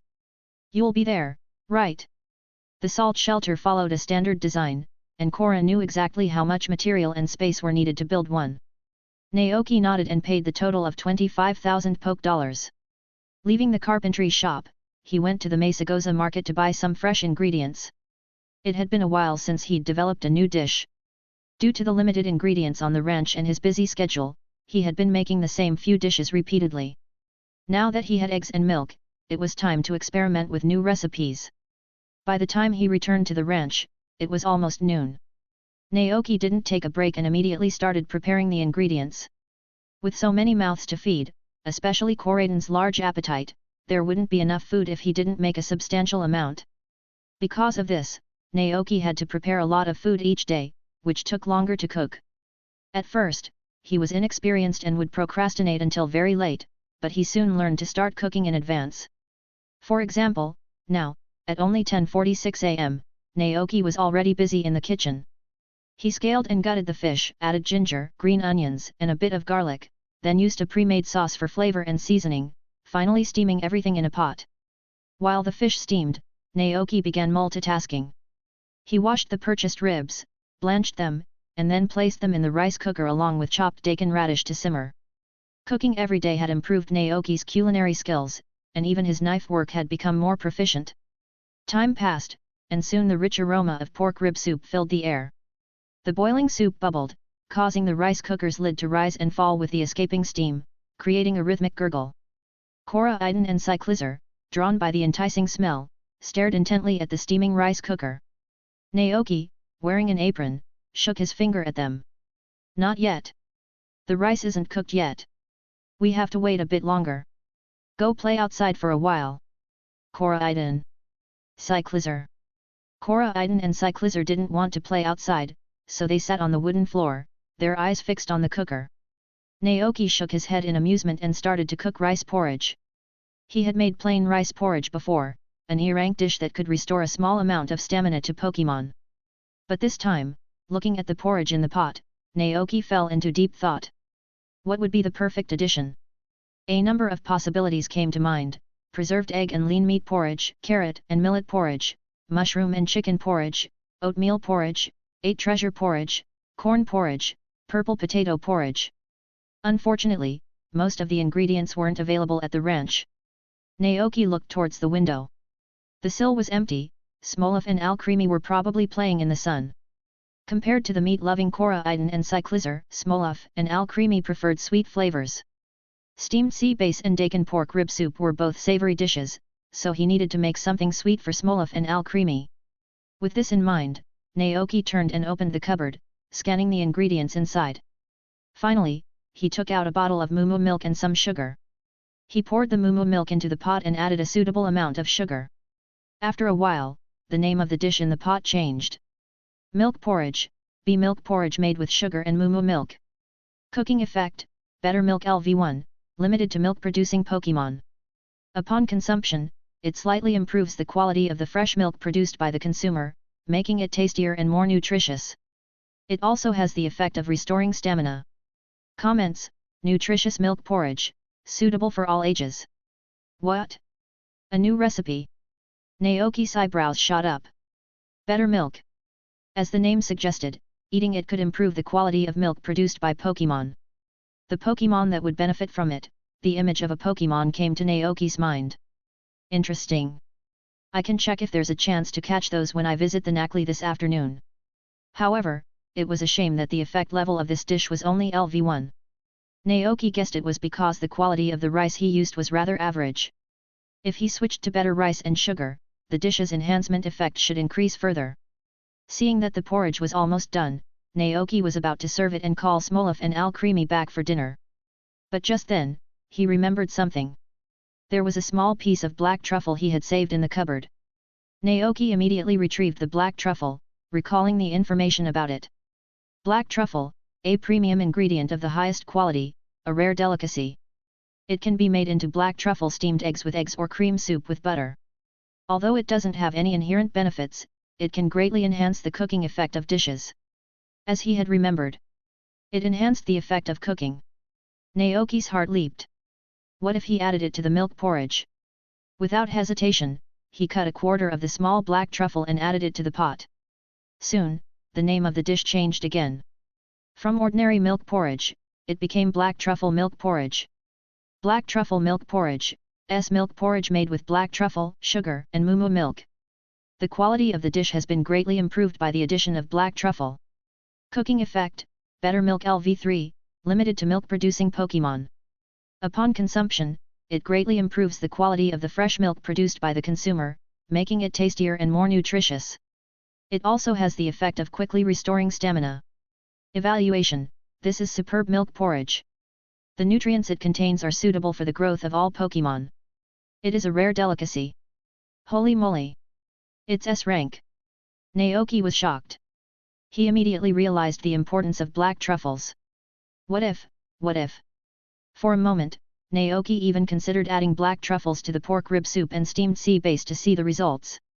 But reason held him back, as the effects of those two dishes were already decent. One increased strength and the other restored stamina. No, I'll save this for later, Naoki murmured. He carefully stored the remaining black truffles and made a plan for the future. Raise Lekank.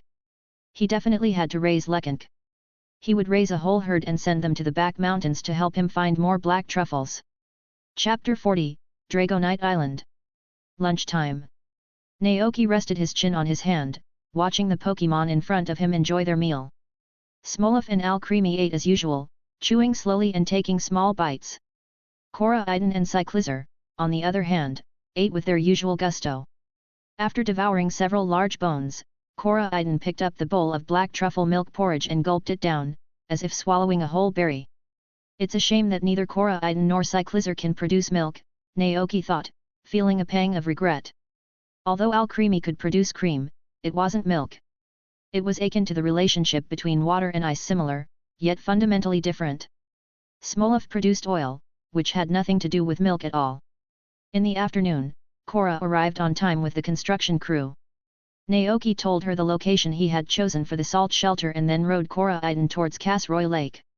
He wasn't going fishing today but to visit Yasuk and the 5 Nacli. Seeing that Naoki didn't have a fishing net or rod, Yasuk seemed a little surprised. "No fishing today?" he asked. Naoki shook his head. "I need to relax once in a while." Yasuk chuckled, "That's not what you said a few days ago." Naoki smiled sheepishly. "Okay, I've saved enough money to build the Pokémon shelter, so I'm taking a break until the project is finished." "I see." Yasuk winked. "I have some good news to tell you too." Naoki was taken aback. "What is it?" Yasuk turned around and clapped his hands. "Everyone, come out." As his voice fell, the 5 Nacli emerged from the cave. "Nacli, Nacli, Nacli." Yasuk smiled. "They've made up their minds. They've decided to leave here and live with you on your ranch." Naoki was pleasantly surprised. "Really?" Yasuk didn't answer, and the Nacli responded in unison, "Nacli." Naoki was overjoyed. "That's great." Yasuk chuckled. "What are you waiting for? Get your Pokeballs out and catch them. They've been waiting for a while." "Oh." Naoki quickly retrieved 5 Pokeballs from his pocket. He crouched down and placed the Pokeballs on the ground. One by one, the 5 Nacli lined up and walked forward. With a gentle touch of their heads, their small bodies transformed into beams of red light and were absorbed into the Pokeballs. Each ball shook twice before falling silent. The second and third followed, until finally, the last one was caught. Naoki held the 5 Pokeballs in his hand, his heart overflowing with joy. "Congratulations!" Yasuk said with a smile. Naoki put away the Pokeballs and thanked Yasuk. "I should be the one thanking you. You've helped me a lot these past few days." Yasuk waved his hand nonchalantly, "It was my pleasure. I needed to research the Pokémon around here anyway. But by the way, have you gone to see that Dragonite these past few nights?" Naoki nodded, "Yes, I have." Whenever he and Koraidon went fishing, they would also take the time to visit the Dragonite. "But, it's the same as the first time.